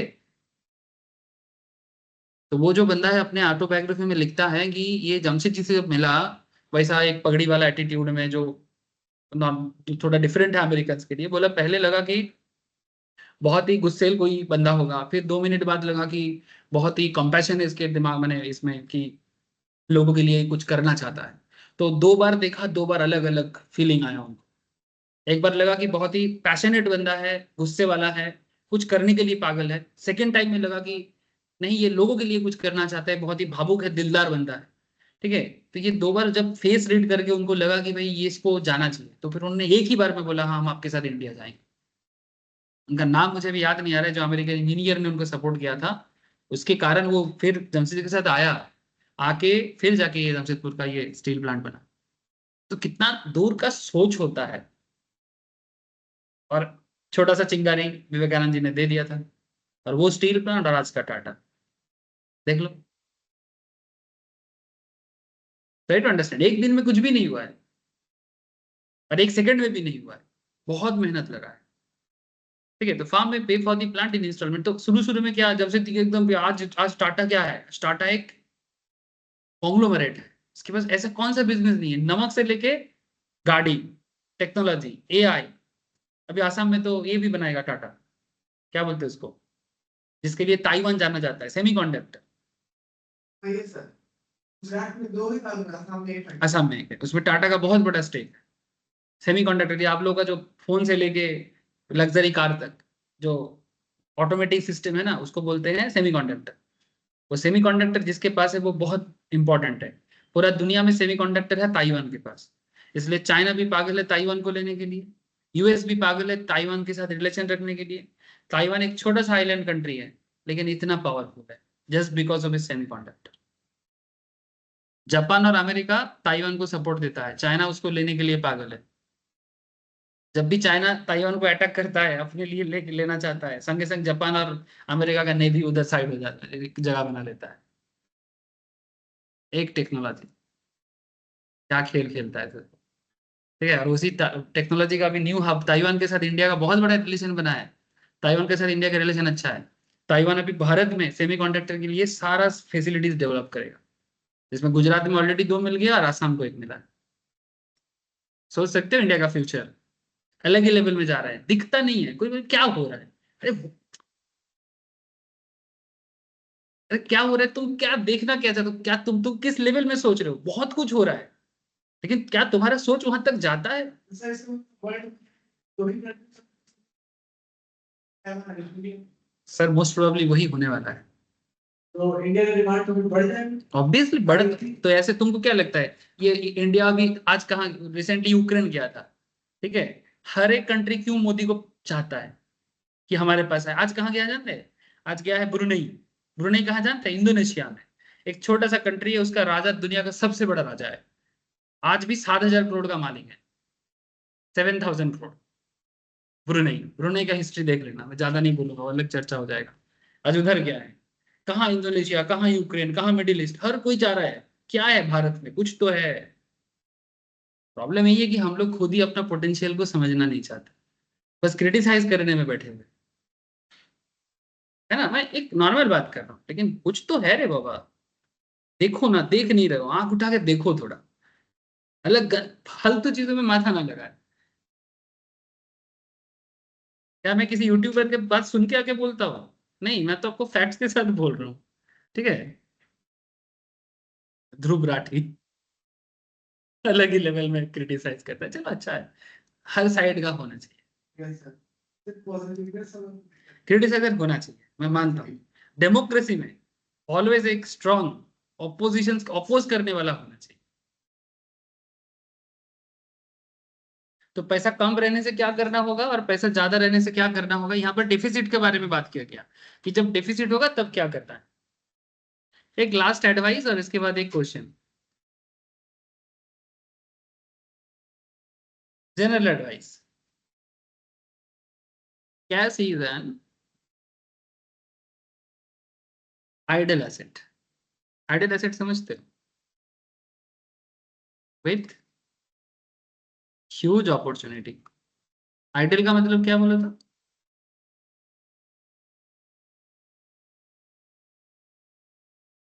आइडियल मैंने क्या है। फ्री। हाँ बोलो सर। फ्री। हाँ आइडियली ना, हाँ और क्या होता है, तुम क्या आईडीओएल बोल रहे हो। आईडीओएल आइडल तो वो तो आइडॉल होता है, ये आइडियली आइडल है, या कोई कोई इडल भी बोलता है, ठीक है। I don't know.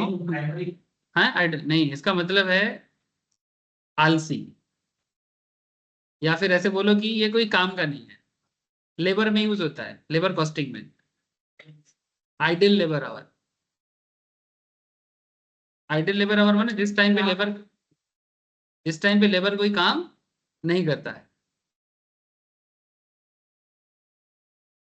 आइडल माने जब चुपचाप बैठा रहता है। स्टेबल माने, स्टेबल माने, स्टेबल नहीं बोल सकते सर। स्टेबल माने जो इफेक्टिव नहीं है, एफिशिएंसी नहीं है उस टाइम पे। ठीक है, तो यहाँ पर cash is an idle asset का मतलब है कि कैश का एक्चुअल में कोई काम नहीं है, एक आइडल एसेट है, but with huge opportunity cost, huge opportunity cost. So firm should accelerate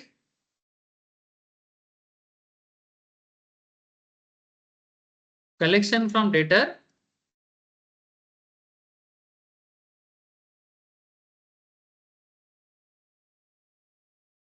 and slow down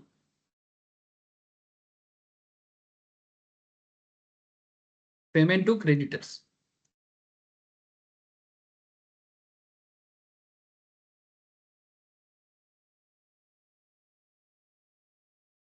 इसका मतलब सिंपल है कि आपके पॉकेट में जो कैश है, या फिर आपके देश में जो कैश है, आपके स्टेट में जो कैश है, जो कैश नगद जो भी चीज है, कैश अगर आपके पास है ना, तो कैश बेसिकली अपने आप में कुछ नहीं है। लेकिन ये इसका अपॉर्चुनिटी कॉस्ट ह्यूज है। अगर सही टाइम पे सही जगह पे इसको यूज करो तो आपको ये बहुत कुछ रिटर्न दे सकता है। इसलिए अगर किसी से पैसा पाना हो तो जल्दी कलेक्ट करो, अगर किसी को पैसा देना हो तो धीरे धीरे देरी करके दो, ठीक है। लेकिन ये ऐसा नहीं है कि जानबूझ के जबरदस्ती देरी करना, नहीं नहीं। ये बेसिकली अपना रुतबा ऐसा बनाओ कि तुम देरी करके देने से भी कोई कुछ नहीं बोलेगा, मैंने ड्यू डेट पार हो जाएगा फिर भी हम नहीं देंगे, वो तो बदमाशी है।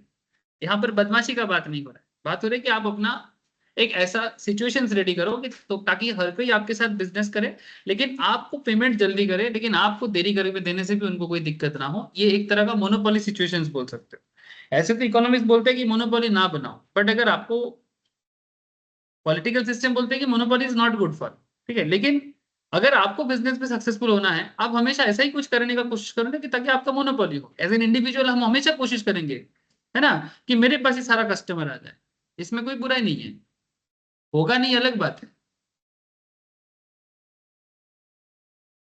एक स्टूडेंट मेरा पुराना स्टूडेंट है, स्टार्टिंग स्टार्टिंग में, ऐसे मैं आप लोगों को बात करता हूँ बिजनेस के बारे में बहुत, तो अचानक से ना बहुत इंस्पायर हो गया, इंस्पायर होकर बोलते हैं सर हमको ना बिजनेस करना है।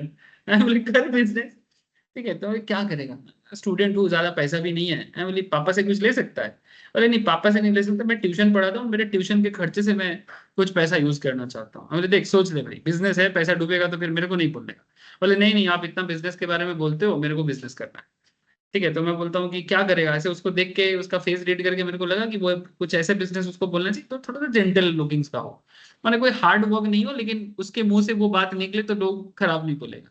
तो मैं उसको बोला कि तू एक काम कर, तू ना कॉपी किताब स्टेशनरीज का बिजनेस कर, स्पेशली बुक्स वगैरह का, ठीक है। तो मैं बोला तो एक तो खुद भी ट्यूशन पढ़ाता है लोकल एरिया में, तो यहाँ का लोकल है, तो एक काम कर, मैं तेरे को एक वेबसाइट बना के देता हूँ, और उसमें तू अपना सारा स्टेशनरी बुक्स वगैरह जो एक स्कूल स्टूडेंट्स को चाहिए होता है उसको तू सारा लिस्टेड कर ले, और अपने घर के सामने एक थोड़ा सा छोटा सा बैनर लगा ले, और अलग अलग छोटा छोटा जो भी स्कूल्स है ना वहाँ पर थोड़ा सा अपना कनेक्टिविटी बढ़ा, ठीक है, ताकि किसी को भी कुछ चाहिए तो तेरे पास से लेके जाए। तुम बिलीव नहीं करेगा, वो स्टूडेंट 10,000 कुछ ऐसा लेके आया था, मेरे को बोला कि ऐसा ऐसा है। तो फिर जैसे जैसे मोटा मोटी मास 2 महीना उसका ऐसा स्टार्टिंग में टाइम लगा, फिर उसको ऑर्डर आने लगा। इवन मैं भी मेरा जितना भी रिक्वायरमेंट होता था उसको ही बोलता था। उस टाइम पे मेरा डिजिटल बोर्ड सिस्टम नहीं था, उस टाइम पे मेरा नॉर्मल ट्रेडिशनल जो बोर्ड होता है उस था। तो मेरा जितना भी पेन लगता था, ठीक है, मेरा जो भी डास्टर का जरूरत होता था, या फिर मेरे स्टूडेंट जितना भी था उनको जितना भी कॉपी किताब चाहिए होता था, मैं बोलता था उनसे करो, इतना तो कर ही सकता हूँ। तो मेरे क्लास से भी उसको एक मिल गया, बाकी वो अपने लोकल एरिया में भी चालू किया। तो वो 10,000 30,000 में बदलने में उसको 2 से 3 महीना ही लगा। लेकिन दिक्कत ये है कि जैसे ही उसको 30,000 मिला, नेक्स्ट दिन एक दिन आया मेरे को आके बोलते दादा देखो ये सैमसंग का फोन लिया 18,000 का।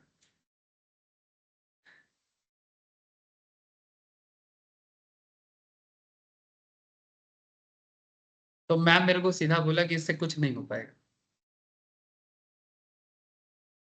फिर मैं मेरे को इतना खराब लगा, बिलीव नहीं करेगा, मैं बोला कि इसलिए कुछ नहीं होता है लोग। दिक्कत क्या हो रहा था उसको, 18,000 का फोन का क्या मतलब था उस टाइम पे, स्ट्रगल कर रहा था तो सक्सेस तो मिल रहा था नहीं। फिर मेरे को आके बोलता है, तुम बिलीव नहीं करेगा मेरे को आके क्या बोलता है, मैं क्यों ये पॉइंट उठाया, मेरे को आके बोलता है कि दादा अगर मैं बिजनेस करूंगा ना तो आसपास में जो लोग जिनका ऑलरेडी बुक्स का दुकान है ना उन लोगों का प्रॉब्लम हो जा रहा है। मैं भाई तुम चुप रहे भाई।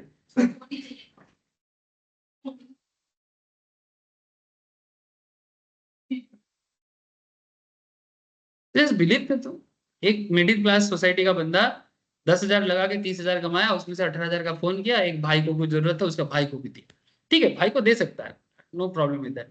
बट तुम ये कैसे बोलो कि मैं तो बिजनेस करेगा तो दूसरे लोगों का दुकान बंद हो जाएगा, ये क्या कॉन्सेप्ट है, ये कोई कॉन्सेप्ट है, इसमें कौन सा सोशलिज्म आ रहा है भाई, कौन सा इज्म में सिखाते हैं ये चीज, हाँ कि मेरे करने से किसी और का दुकान बंद हो जाएगा।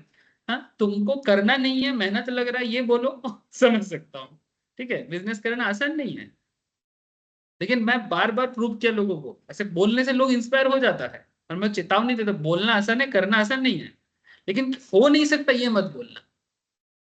लोग होता है ना नहीं नहीं नहीं होगा, नहीं होगा क्यों, तो फिर तुमने फोन कैसे खरीदा, बिजनेस के पैसे से फोन खरीदा, उसका माँ बाप का इतना औकात नहीं है उसको 18,000 का फोन दे। ये मैं बात कर रहा हूँ 2016 का, उस टाइम पे 18,000 का फोन मैंने बहुत महंगा है, जस्ट इमेजिन करो, इवन मैं भी उस टाइम पे फोन यूज करता था 7-8 हजार का, वो खरीद रहे 16 हजार का फोन। मुझे उसमें कोई प्रॉब्लम नहीं है, पर्सपेक्टिव बोल रहा हूँ मैं। हाँ ठीक है, वो एक उसका फोन खराब है, बोल सकता था दादा एक 5-6 हजार का एक फोन ले रहे हैं, चलो ठीक है, अपने इनकम से ले रहा है, अच्छा बात है, सीधा पूरा कैपिटल ही डाल दिया। फिर मैं बोला ये होगा नहीं, लोगों का कुछ नहीं होगा। ठीक है, तो कैश एक आइडल एसेट है, तो बात समझ में सर, एग्जाम्पल में आपको सिर्फ कहानी नहीं सुना रहा हूँ। Cash is an idle asset with huge opportunity cost, so firm should accelerate collection from debtor and slow down payment of creditors. चलो बिलीव नहीं करेगा, मेरा एक स्टूडेंट था, उसका एक दुकान है, तो बोल रहा हूँ तो मैं दिखा देता हूँ आपको, आप बिलीव नहीं करोगे इसलिए। ऐसे वो अभी उस टाइम पे ये नाम से बहुत पॉपुलर हुआ था, लेकिन अभी उसका बिजनेस इतना बढ़ गया कि नाम से और उसको कुछ फर्क नहीं पड़ता। हाँ हाँ, मेरा ही स्टूडेंट है। यहाँ पर एक दुकान होगा, उसका नाम है ओइकोनोमिया, इकोनॉमिक्स का जो ये है, रुको मैं दिखाता हूँ आपको।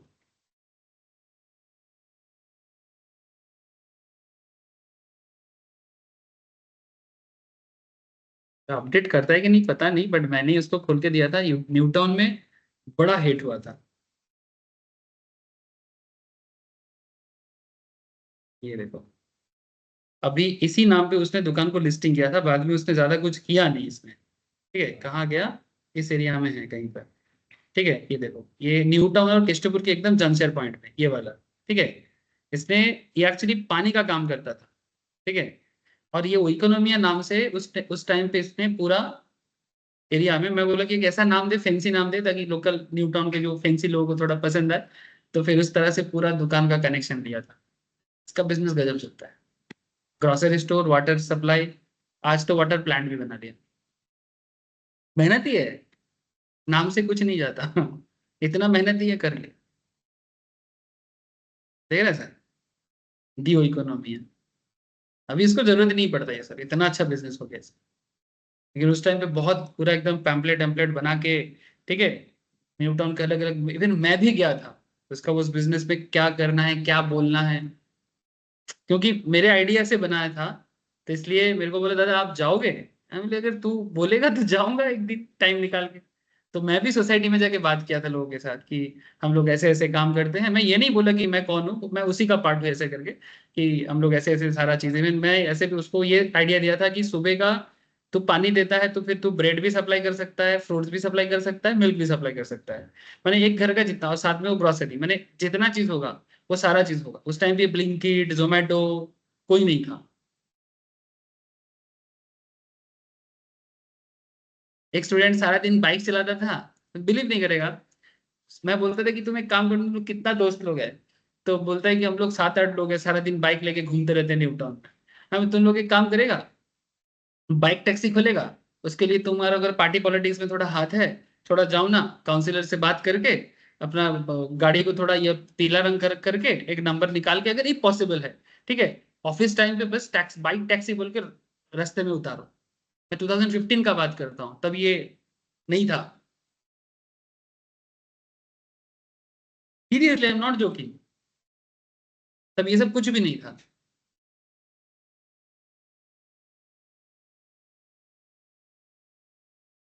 मैं ये ऐसे इसलिए नहीं बोल रहा हूँ, मैं एक्चुअली मतलब ये सब आइडिया पता नहीं आता है मेरे दिमाग में, आता रहता है। हाँ बोल सकते हो। बोल सकते हो, मैं जब भी मुझे मौका मिलता है कि, टीचर तो नॉर्मली वही कॉन्सेप्ट से बना है ना, चंद्रगुप्त मौर्य और चाणक्य, चाणक्य खुद भी राजा बन सकता था, लेकिन चाणक्य ने खुद तो राजा नहीं बना, वो तो राजा बना है, तो वो अलग बात है। लेकिन मुझे लगता है कि अगर प्रॉपर आइडिया हो और एग्जीक्यूट करने वाले लोग हो, तो बात बनता है। बोलो।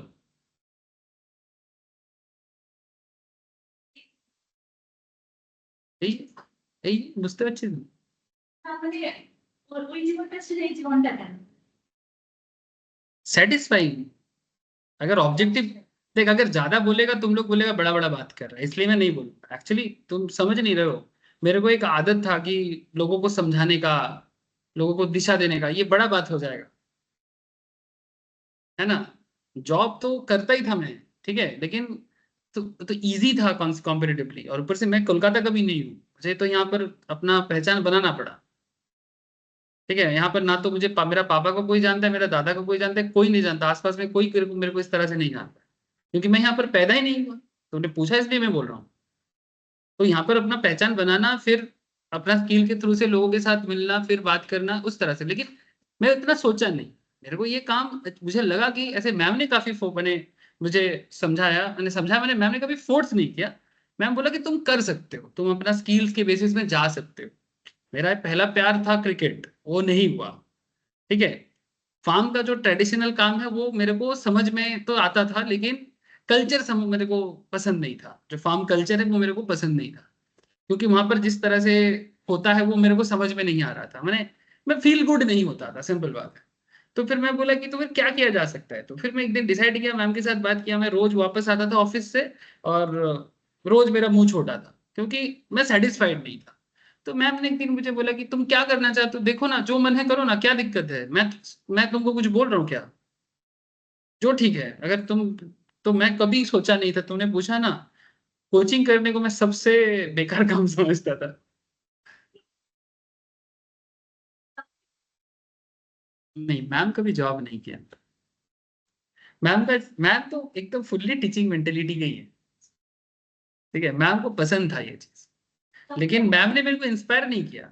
उल्टा मैम ऐसे बोलता था कि मैम को जॉब में जाना था नहीं था, ये मैम डिसाइड नहीं कर पा रहा था, लेकिन मैम बोला कि देखो मैं पढ़ाता हूँ, मेरे को पढ़ाने में अच्छा लगता है, मैं सिखाऊंगा लोगों को। और मैम का नॉलेज भी हाई है, पढ़ा मैंने मैम पढ़ंगू बच्चा है बच्चे, एग्जैक्टली स्टूडियस है बहुत, और पढ़ाते हैं, समझाने का अलग एक तरीका है उनका। मेरा कॉन्सेप्ट ऐसा नहीं था, मैं एकदम टिपिकल जॉब मेंटेलिटी टाइप का ही था। तुम पूछ रहे हो इसलिए बोल रहे हो, सब बोलने का कोई मतलब नहीं है सब चीजों का। तो फिर एक दिन फिर मैम बोला, तो फिर मैम सोचा था कि छोटा मोटा करेगा, लेकिन मैं छोटा मोटा थोड़ा बड़ा लेवल में करते हैं। ठीक है, तब मैंने चालू हो गया ऐसे।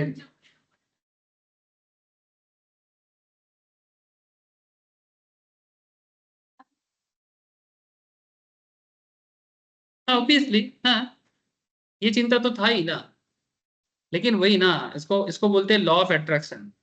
अगर तुम किसी भी चीज को चाहो, अगर उस चीज को तुम दिल से चाहोगे, तो उसके बारे में तुम सोचोगे, तो कोई ना कोई तुम्हारे पास आएगा। और मैंने कोई ऐसे नॉर्मल 7 8 9 10 पढ़ाने के बारे में नहीं सोचा, मैंने कोई 11 12 पढ़ाने के बारे में भी नहीं सोचा, मैंने सीधा प्रोफेशनल सोचा। लेकिन स्टार्टिंग में इतना आसान नहीं था, कोई भी आके प्रोफेशनल के लिए मेरे को रेडी नहीं हो रहा था, और तब मैं बना भी नहीं था। ठीक है, और सबसे बड़ा भी, अगर तुम बन भी जाओ ना, इतना आसान नहीं है कि लोग तुम्हें, मैंने एज ए टीचर पसंद करते हैं। टीचर एक अलग ही लेवल में होता है, और प्रोफेशनल लेवल में तो लोग, दिल्ली मुंबई का टीचर पहले से बहुत पॉपुलर है, वहीं पर लोग पसंद करते हैं। कोलकाता में प्रोफेशनल टीचर, ये लोगों को इतना समझ में नहीं आ रहा था। 2015। अब इतना क्या करेगा सर। हाँ हाँ हाँ, फायर है। नहीं चलो, उसके मन में सवाल था, कर लिया, इट्स ओके। नहीं, नॉर्मली लोग जॉब छोड़ के थोड़ी कोचिंग, कम लोग करते हैं। I understand your point. Main point है कि ये काम करने में मजा आता है मुझे। मुझे मजा, ये हेडेक लेने में मुझे कोई दिक्कत नहीं है। मैं घंटा पे घंटा समझा सकता हूँ, जब तक मेरा दिमाग काम करेगा, आई कैन डू दिस। तो इसलिए और कुछ नहीं। कितना नया चीज बताता हूँ बोलो तुम लोग। पढ़ाई करो, ये सब बात सुन के क्या करेगा तुम लोग। हम लोग का कहानी में कुछ नहीं रखा है, अपना कहानी खुद बनाओ। ठीक है।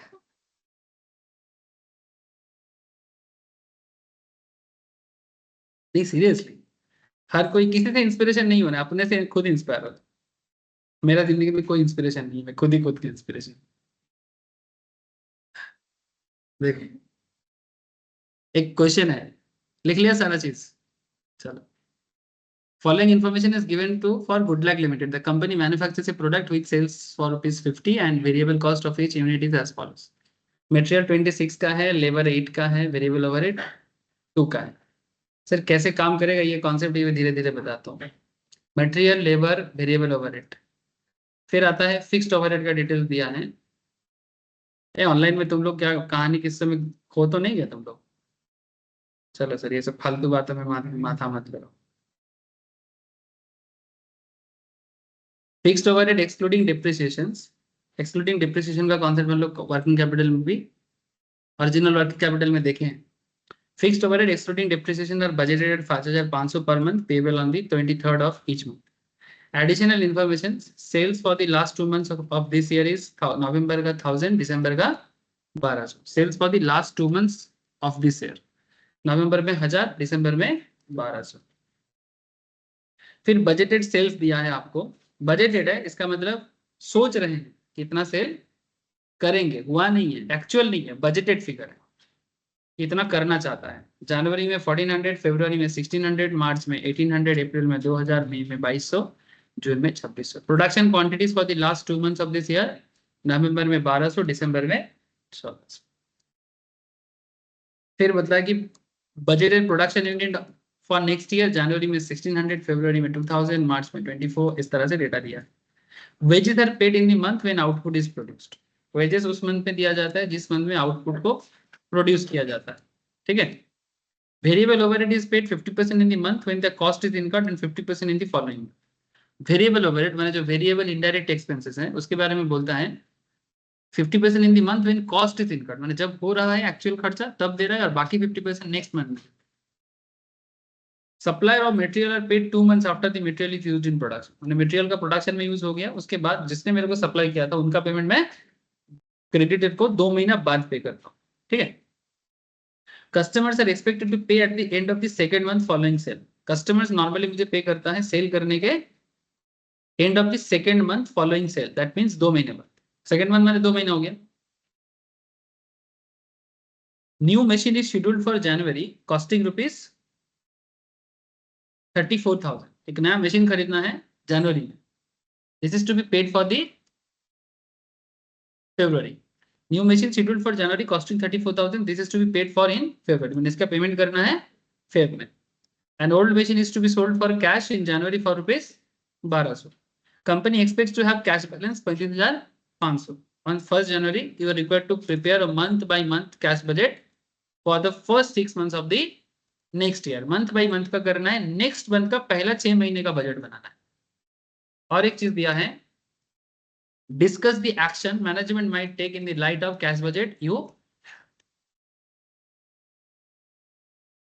मैनेजमेंट को इसका एक्शन के बारे में बताओ कि कैसे ये पूरा चीज बनेगा. पहले तो बना लो कैश बजट, उसके बाद सेकंड क्वेश्चन का आंसर करेंगे.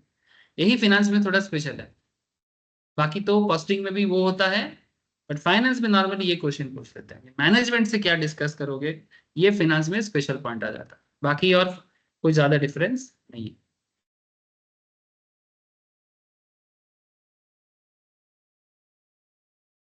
चलो लिखो सर.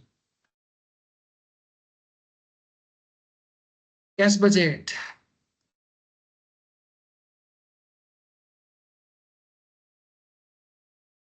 क्या हो गया.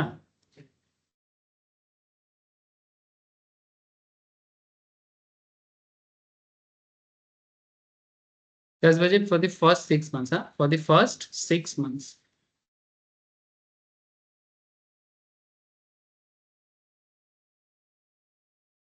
पर्टिकुलर जनवरी, फरवरी, मार्च, अप्रैल, मई, जून.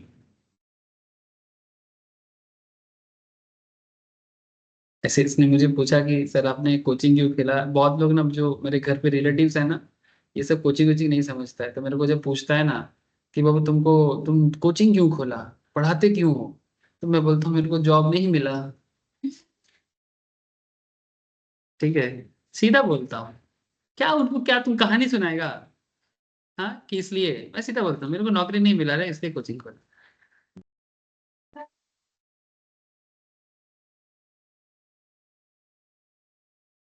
कॉर्पोरेट लोग का मेरे को तो, मैं तो एंटी कॉर्पोरेट हूँ, नहीं लगता तुम लोग को. नहीं सर मैं तेरा नहीं नहीं मैं समझ सकता हूँ. ठीक है, थोड़ा ऑफबिट सोच है, आई अंडरस्टैंड, इसलिए मैं बोला. एग्जैक्टली मेरे रिलेटिव लोग मेरे को पूछते हैं कि तुम पढ़ाते हो. हाँ क्यों, नौकरी में नहीं मिली. फिर वो सर गोपाल बोल क्या क्या बोल क्या बोलूं क्या बोला गोपाल बोल आईपीओ आएगा, जरूरत पड़ने पे आएगा क्या है, मैं इतना नहीं सोचता। ठीक है, लेकिन रिलेटिव को मैं ऐसे ही बोलता हूँ, आजकल और नहीं बोलता है, एक टाइम पे बोलता हूँ। नहीं मिला, बता नहीं मिला, अभी नहीं, मैं लायक ही नहीं हूँ नौकरी पाने का, मेरा औकात ही नहीं है। माँ बाबा को बोलते हैं क्या लड़का नौकरी नहीं करता है, पापा हाँ पापा बोल दो ना भाई, लायक नहीं है इसलिए नहीं मिला, सिंपल। क्या है तुमको उतना।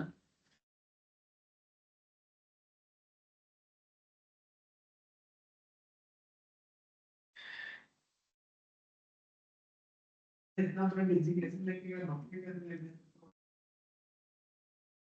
नहीं, नौकरी को नहीं, क्या डिजिग्नेशन का ही नौकरी होता है, क्यों नहीं नौकरी करेगा, तुम लोग नहीं करेगा, अरे भाई सबका अपना अपना पसंद है, ऐसा कैसे नहीं। इसने क्वेश्चन पूछा बोल के मैं बोला कि रिलेटिव्स पूछने थे, मैं क्या बोलता था।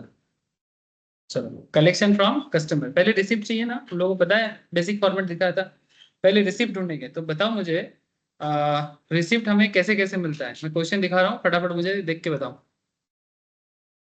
क्वेश्चन आप लोगों के पास है ऐसे, मोबाइल में मिल जाएगा। रिसिप्ट का डेटा कहाँ मिलेगा। सेल्स कितना है बोलो, नवंबर sales for the last 2 months 1000, 1000 का, और दिसंबर में 1200 का, ये वाला है। नेक्स्ट 6 मंथ्स का चाहिए, दैट मीन्स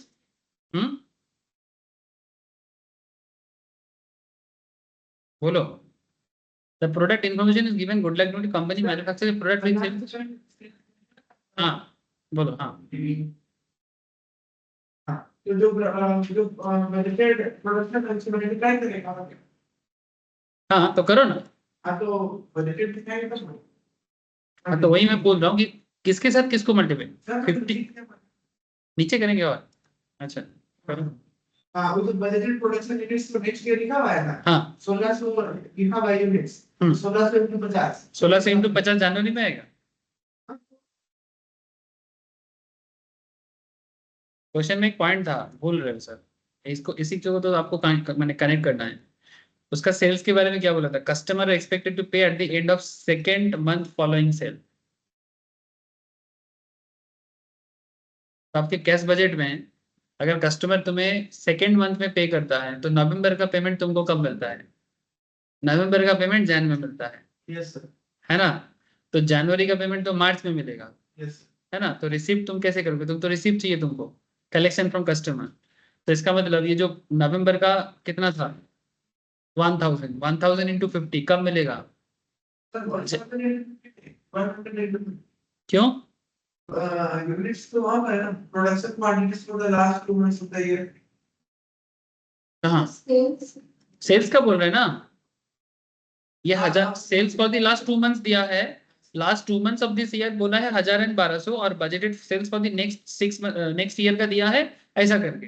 तो नवंबर का जो मेरा सेल है उसका पेमेंट मुझे कब कलेक्शन होगा, जनवरी में होगा, तो कितना करके मेरा सेल अमाउंट है 1000 into 50 करके।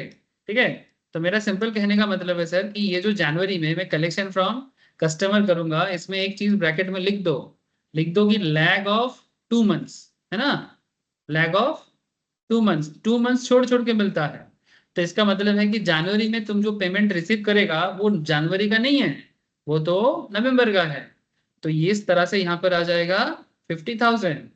फेब्रुवरी में कितना होगा, अब तो आसान हो गया वह बात।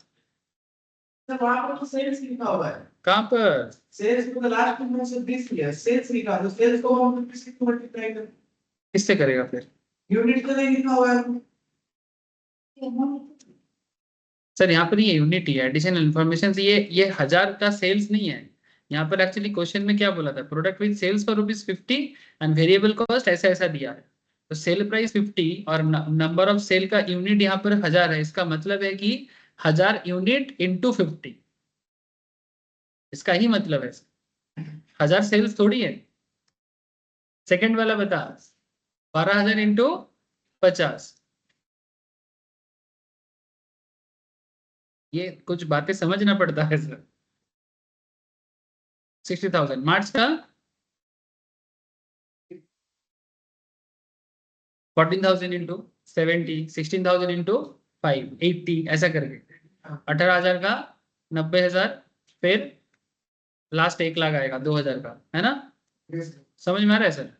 तो नवंबर का जनवरी में पुट किया, दिसंबर का फरवरी में आ गया, मार्च का 70,000, मैंने जनवरी का मार्च में आया, फरवरी का अप्रैल में आएगा कितना? 80,000 आएगा।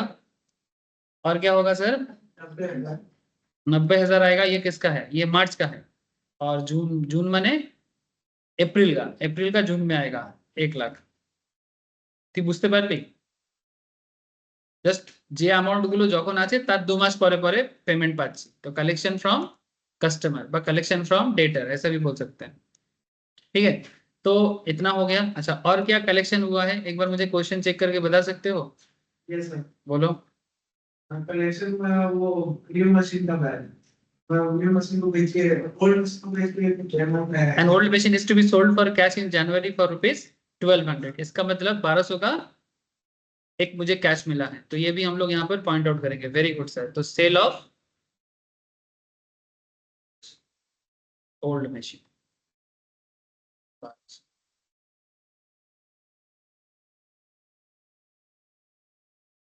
ठीक है।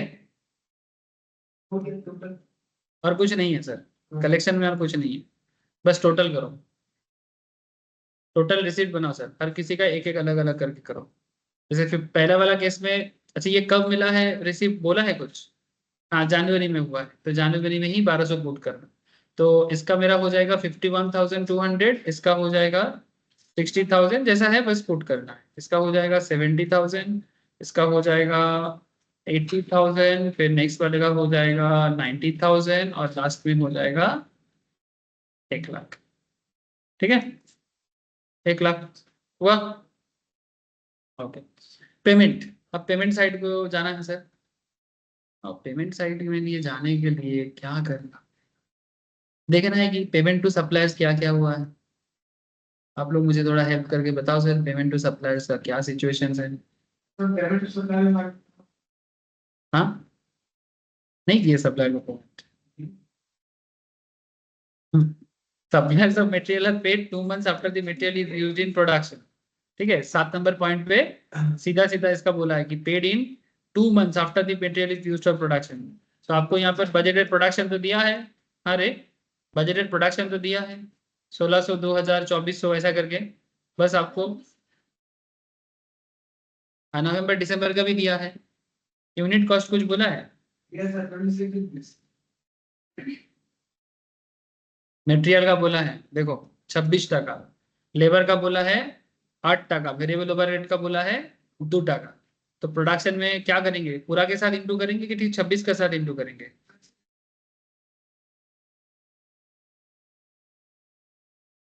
सप्लायर्स ऑफ मटेरियल है तो सिर्फ मटेरियल करेंगे। Thank you sir. ठीक है, तो सिर्फ मटेरियल को इंटू करेंगे। तो मटेरियल इंटू करेंगे मैंने 1200 के साथ 26 इंटू करो करके बताओ मुझे। 31 वेरी गुड सर।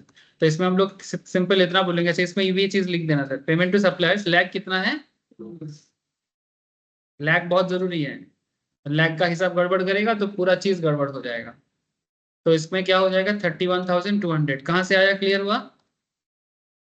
1200 के साथ मटेरियल का कॉस्ट को इंटू किए, अब 1400 के साथ इंटू करो, 1600 के साथ इंटू करो, 2000 के साथ इंटू करो, 2400 के साथ इंटू करो, और 2600 के साथ इंटू करो। प्लीज मुझे करके बताइए।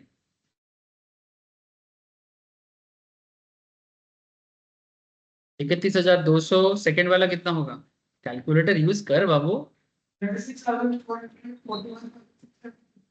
36,400, 41,600, 52,000, 62,400, 67,600 होना चाहिए।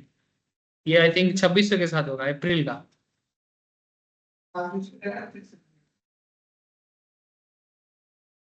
ये तुम लोगों का हो रहा है रे?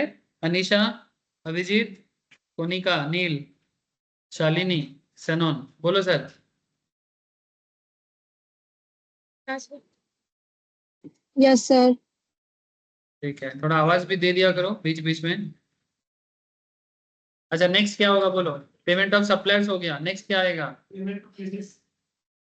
पेमेंट ऑफ वेजेस, सिंपल है, पेमेंट ऑफ वेजेस। तो पेमेंट ऑफ वेजेस में कितना करके था? 8% करके। किसके साथ इंटू करेगा? प्रोडक्शन के साथ। Yes sir. करो, प्रोडक्शन में ही तो लेबर लगता है, तो प्रोडक्शन के साथ इंटू कर दो। हाँ, मैंने कितना? 1200 इंटू 8। हाँ सर, नहीं नहीं नहीं, 1200 क्यों करें? इसका ये तो देखो लैग क्या है।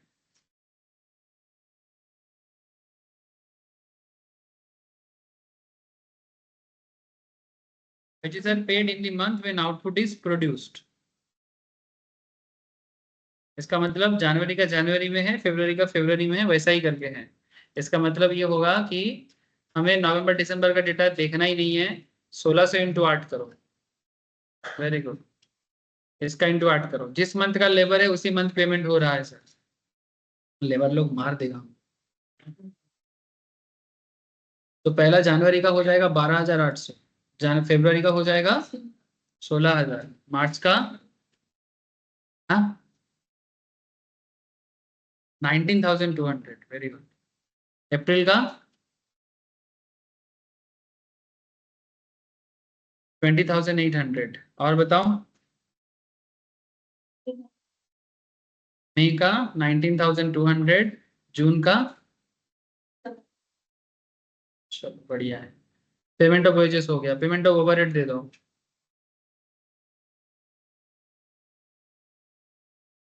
बस मेहनत का काम है, दिमाग का कुछ खेल ही नहीं है। ओवरहेड में क्या बोला? Variable overhead is paid 50% in the month when the cost is incurred and 50% in the following month. थोड़ा गड़बड़ हो गया। हाँ, इसका मतलब क्या होगा कि जनवरी का हाफ जनवरी में पेमेंट हुआ, बट जनवरी का बाकी हाफ फरवरी में पेमेंट हुआ। इसका मतलब दिसंबर से कैलकुलेशन होगा, क्योंकि दिसंबर का हाफ पेमेंट जनवरी में हुआ। तो 1400 इंटू ओवरहेड का कॉस्ट को इंटू करो 2%, मैंने 1400 इंटू 2 मैंने 2800 टका। 2800 का आधा 1400 कहाँ आएगा? जनवरी में आएगा। और जनवरी का बाकी 1600 का आधा वो इसी मंथ में हुआ है ना, तो 16 जनवरी में 3,000 ओवरहेड। टोटल 3,000 होगा। Very good. समझ में आया ना कॉन्सेप्ट कैसे है? इसको ऐसे भी एक मैं ऐसे सिस्टम करके दे सकता हूँ आपको।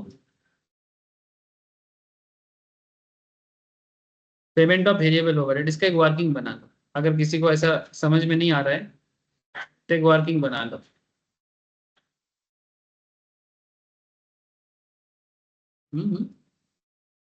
क्या हो गया? पेमेंट ऑफ लैब हो गया। क्या चीज lab? Payment of variable overhead. ठीक है, इसका एक वर्किंग नोट भी बना सकते हो। हम लोगों को यहाँ पर दिसंबर से चाहिए, तो दिसंबर, जनवरी, फरवरी, मार्च, अप्रैल, मई, जून तक हो जाएगा। ठीक है, क्योंकि दिसंबर से हमें 6 महीने का टोटल चाहिए, तो इधर 6 है, एक एक्स्ट्रा लेंगे क्योंकि एक महीना का पीछे से चल रहा है। तो ऐसा कर सकते हैं कि वेरिएबल ओवरहेड इनकर्ड। ठीक है, वेरिएबल ओवरहेड इनकर्ड कितना हुआ है? Production quantity into 2, production quantity into 2, variable overhead का अमाउंट कितना था? 2% था। तो 1400 करके दिसंबर का था, तो 1400 इंटू कितना हो जाएगा? 2800। जनवरी का कितना हो जाएगा? जितना वैल्यू उसके साथ इंटू करेंगे। दिसंबर का 3200। ठीक है, इसका हो जाएगा 3200, फरवरी का हो जाएगा 4000, है ना? मार्च का हो जाएगा 4800, अप्रैल का हो जाएगा 5200। एक बार कंफर्म कर तो सर, क्या अप्रैल का 5200 आ रहा है? और मई का 4800 और जून का 4400। ठीक है, जिसको समझ में नहीं आ रहा है वो ऐसा कर सकता है। ठीक है, बहुत लोगों का दिमाग काम नहीं करता है तो ऐसा करेगा। दिसंबर का यहाँ पर सिंपल पेमेंट कैसे हो रहा है सर? इसका पेमेंट ऐसा हो रहा है, वेरिएबल ओवरहेड का पेमेंट कैसे हो रहा है? For the payment for the previous month. For previous month. दिसंबर का जो पेमेंट है उसका जनवरी में जाएगा आधा, है ना, और एक करोगे फॉर द करेंट मंथ, तो एक हो जाएगा प्रीवियस मंथ और एक हो जाएगा करेंट मंथ। ठीक है, दो चीज आ जाएगा। तो दिसंबर में उसका और कुछ नहीं करना है, दिसंबर का आधा पेमेंट जनवरी में होगा, तो 2800 का आधा कितना होता है 1400। ठीक है, करेंट मंथ का कितना है 1600, है ना, क्योंकि क्वेश्चन में बस इतना बोला है 1600 इंटू 2 3200 होता है, तो उसका आधा तो नेक्स्ट मंथ में जाएगा, तो इसे एकदम सिंपल कर लो सर। अच्छा, इसका फिर 3200 का आधा इधर आएगा, 1600 इधर, और 4000 का आधा 2000, है ना, फिर 4000 का आधा इधर जाएगा 2000, और 4800 का आधा माने 2400, फिर इसका आधा इधर जाएगा माने कितना 2600, नहीं 2400, और 5200 का 2600, फिर इसका आधा इधर जाएगा, और फिर इसका आधा इधर जाएगा,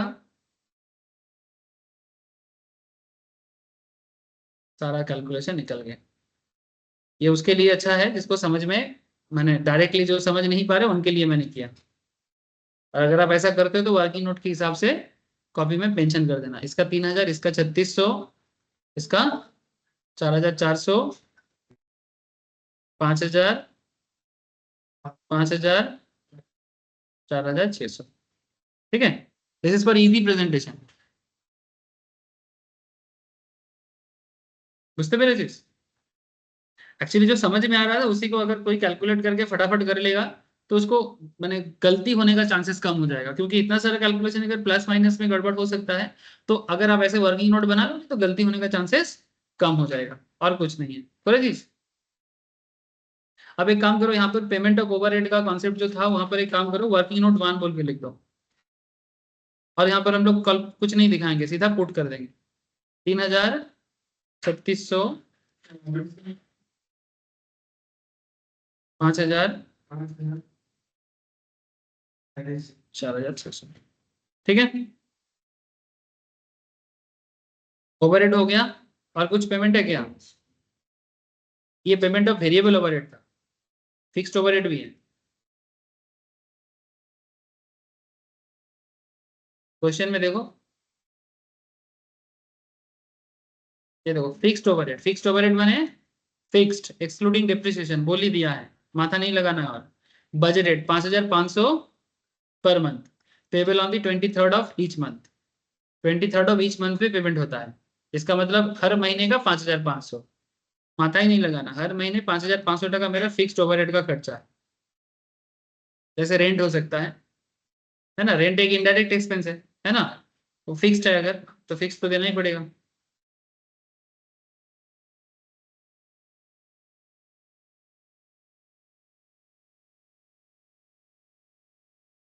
हो गया, और कुछ,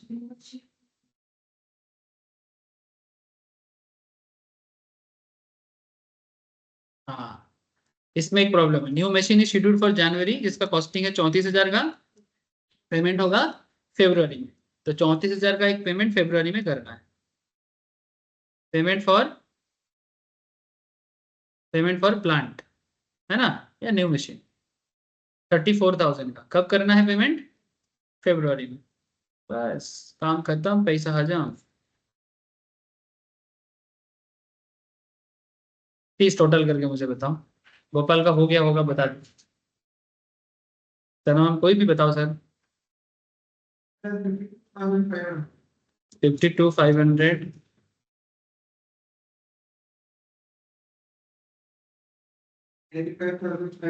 95,500,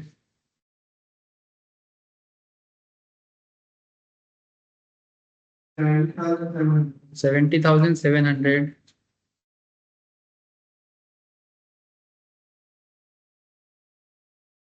83,300, ओके,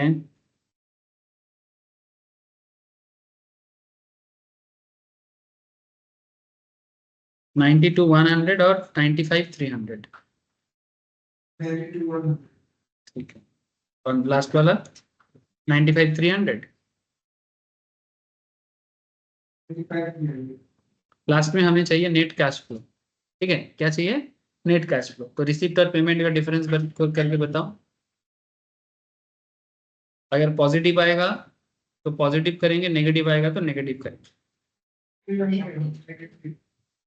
1300 नेगेटिव, यानी रिसीप्ट से ज्यादा पेमेंट है, ठीक है। नेक्स्ट वाला नेगेटिव 700 नेगेटिव, और बताओ 3300 नेगेटिव, और 2100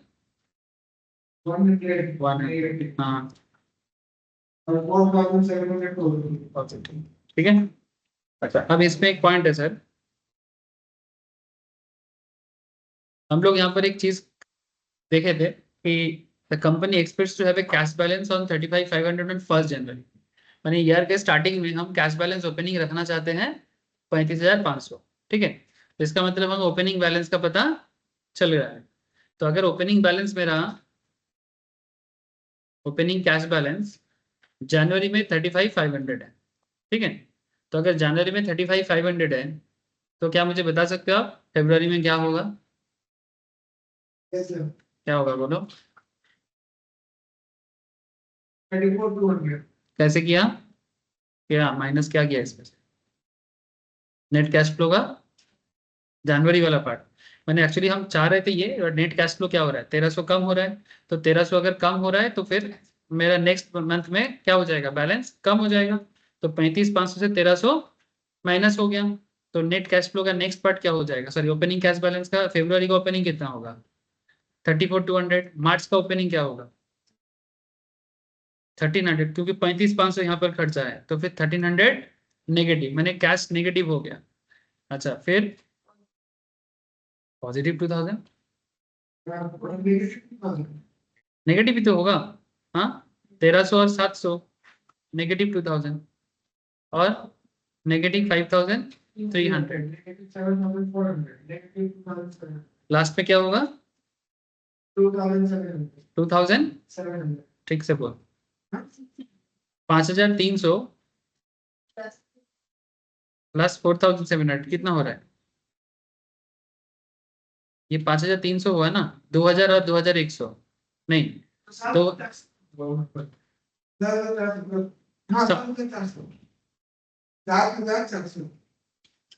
हम लोग क्या कर रहे हैं, हिसाब क्या कर रहे हैं, नेगेटिव 7,400 होगा, मैंने 5,300 600 क्या हिसाब हो रहा है बोल एक बार, क्या 2,100 और 5,300 7,400, हाँ सही है, वही मैं सोच रहा हूँ क्या कर 7,400 नेगेटिव, ठीक है। समझ में आया ना तुम लोगों को, क्या दिक्कत है बोल, क्या चीज है बोल ना, समझा देता हूँ वापस। अरे कुछ नहीं किया हम लोग, 35,500 का मेरा क्या था ओपनिंग, ये तो क्वेश्चन में बोल दिया था कि कंपनी चाहता है कि 35,500 का उसके पास कैश बैलेंस रहे। तो स्टार्टिंग में तेरे पास कितना कैश है बिजनेस में 35,500, लेकिन तुमने नेट कैश फ्लो क्या देखा जनवरी का नेगेटिव 1,300। तो जनवरी का ओपनिंग 35,500 और अगर नेट कैश फ्लो 1,300 नेगेटिव है तो फरवरी में क्या कितना ट्रांसफर करेगा, तो 35,500 से 1,300 माइनस करके ट्रांसफर करेगा, फिर 34,200 हो गया।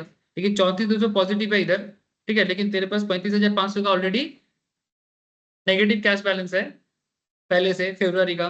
तो क्योंकि इसमें 34,000 का मशीन खरीदा था ना, इसलिए तो 35,500 और इधर 34,200 बैलेंस करके कितना आया 1,300 का नेगेटिव हो गया। मैंने मार्च का जब ओपनिंग कर रहा है 1,300 नेगेटिव हो गया, और मार्च में ऑलरेडी 700 का नेगेटिव बैलेंस था। तो 700 और 1,300 जोड़ के कितना हो गया 2,000 का नेगेटिव हो गया। फिर ऑलरेडी अप्रैल में भी 3,300 का नेगेटिव था रिसीव और पेमेंट करके। तो फिर तेरा ऑलरेडी ये 2,000 और इधर 3,300 करके कितना हो जाएगा 5,300 नेक्स्ट मंथ में जाएगा। फिर 5,300 और 2,100 दोनों टोटल करके फिर नेक्स्ट मंथ में कितना जाएगा 7,400 का नेगेटिव बैलेंस ट्रांसफर होता है। ये तेरा हर मंथ का ओपनिंग कैश बैलेंस है depending on the cash and receive situations. समझ में आया। अब इसके ऊपर बेस करके अब क्लोजिंग बैलेंस भी चेक कर। क्वेश्चन में क्लोजिंग बैलेंस के बारे में कुछ बोला था, तो फिर क्लोजिंग बैलेंस कैसे निकलेगा बोलो, ओपनिंग माइनस मैंने 35,500 से नेट कैश जो आया उसमें से ओपनिंग बैलेंस को घटा दें। कितना हो रहा है वो? 34,000 एक सेकेंड मैंने यहाँ पर चेक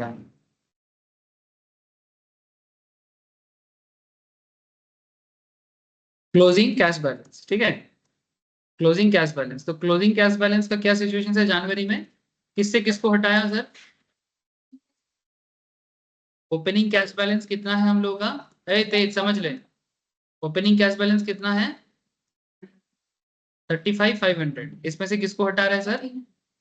1,300 माइनस जो मेरा नेट कैश फ्लो का जनवरी का था, माइनस करके मेरा जनवरी का क्लोजिंग कितना आ रहा है 34,200, पॉजिटिव है, ठीक है, पॉजिटिव तो सर 35,500 1,300 का नेगेटिव था, तो मेरा ये वाला 35,500 मेरा ओपनिंग कैश बैलेंस, ये तो पहले से था मेरे को तय था, इसमें से मैं नेट कैश फ्लो का नेगेटिव को हटा देंगे तो मेरा जो बैलेंस आएगा वो क्लोजिंग आएगा।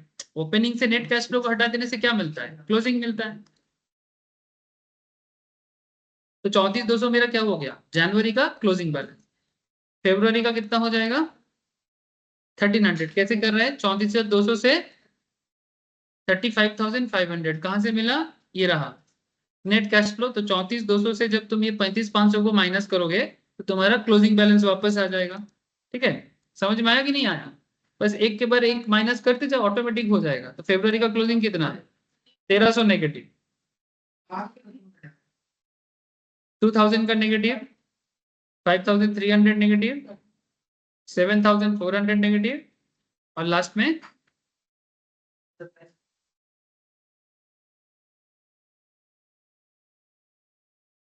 जून में मेरा नेगेटिव बैलेंस आया 2,700 का। बस इतना ही तो मुझे पूछा था। अब कुछ लोग टोटल का भी एक कॉलम करता है ना, बट ठीक है, it's not necessary current. Basically हमें पूछा गया था कैश बजट बनाओ, तो हमने कैश बजट बना के नेट कैश फ्लो सिचुएशन देख लिया, ओपनिंग बैलेंस देख लिया, क्लोजिंग बैलेंस देख लिया। इतना तक क्लियर है सर?